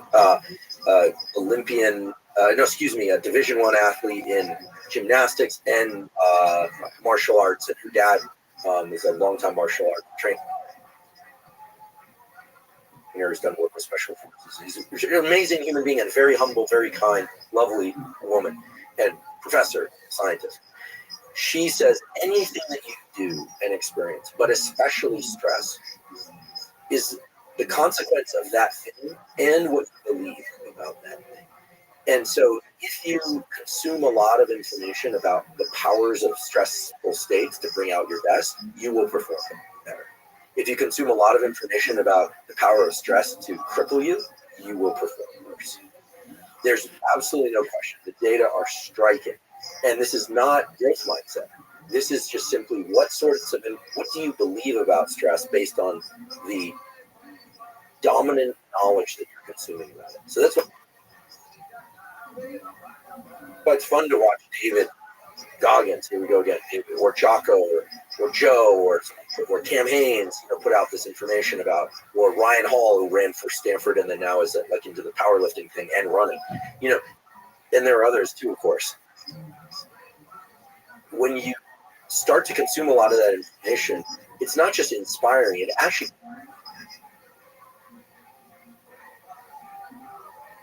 changes your perception of what your own stressful states mean.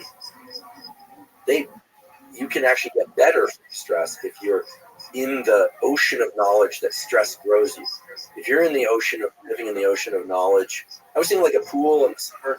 You got the kiddie pool, it's all pee in it, presumably.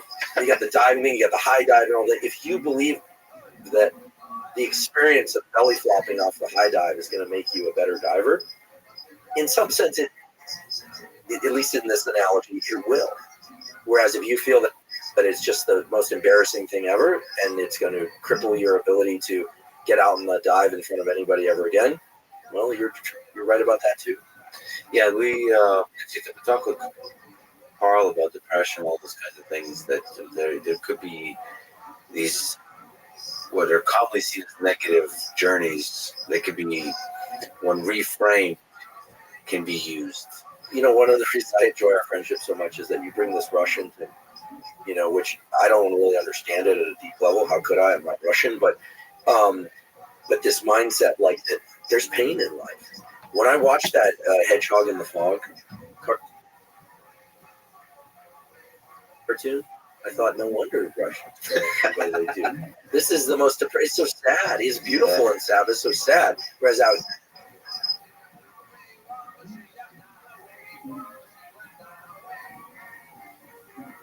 here, it's like Sesame Street, and you know, my mother would not let me watch Sesame Street when I was a kid. She thought it was too chaotic. Too chaotic. Too chaotic. It was like, too chaotic. Too many things going on. Captain Kangaroo, we were allowed, and then Mr. Rogers, we were allowed. I never really liked shows. I like doing things outside in the yard. I was trying.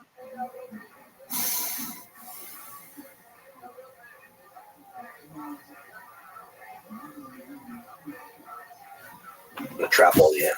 I didn't want to watch stuff on TV, but you know, Hedgehog in the Fog is enough to turn any kid into a thinker and a philosopher and a poet. Here we go. I fell in love with this when you showed. It can even walk with its arms behind its back. So for people who don't know, we're watching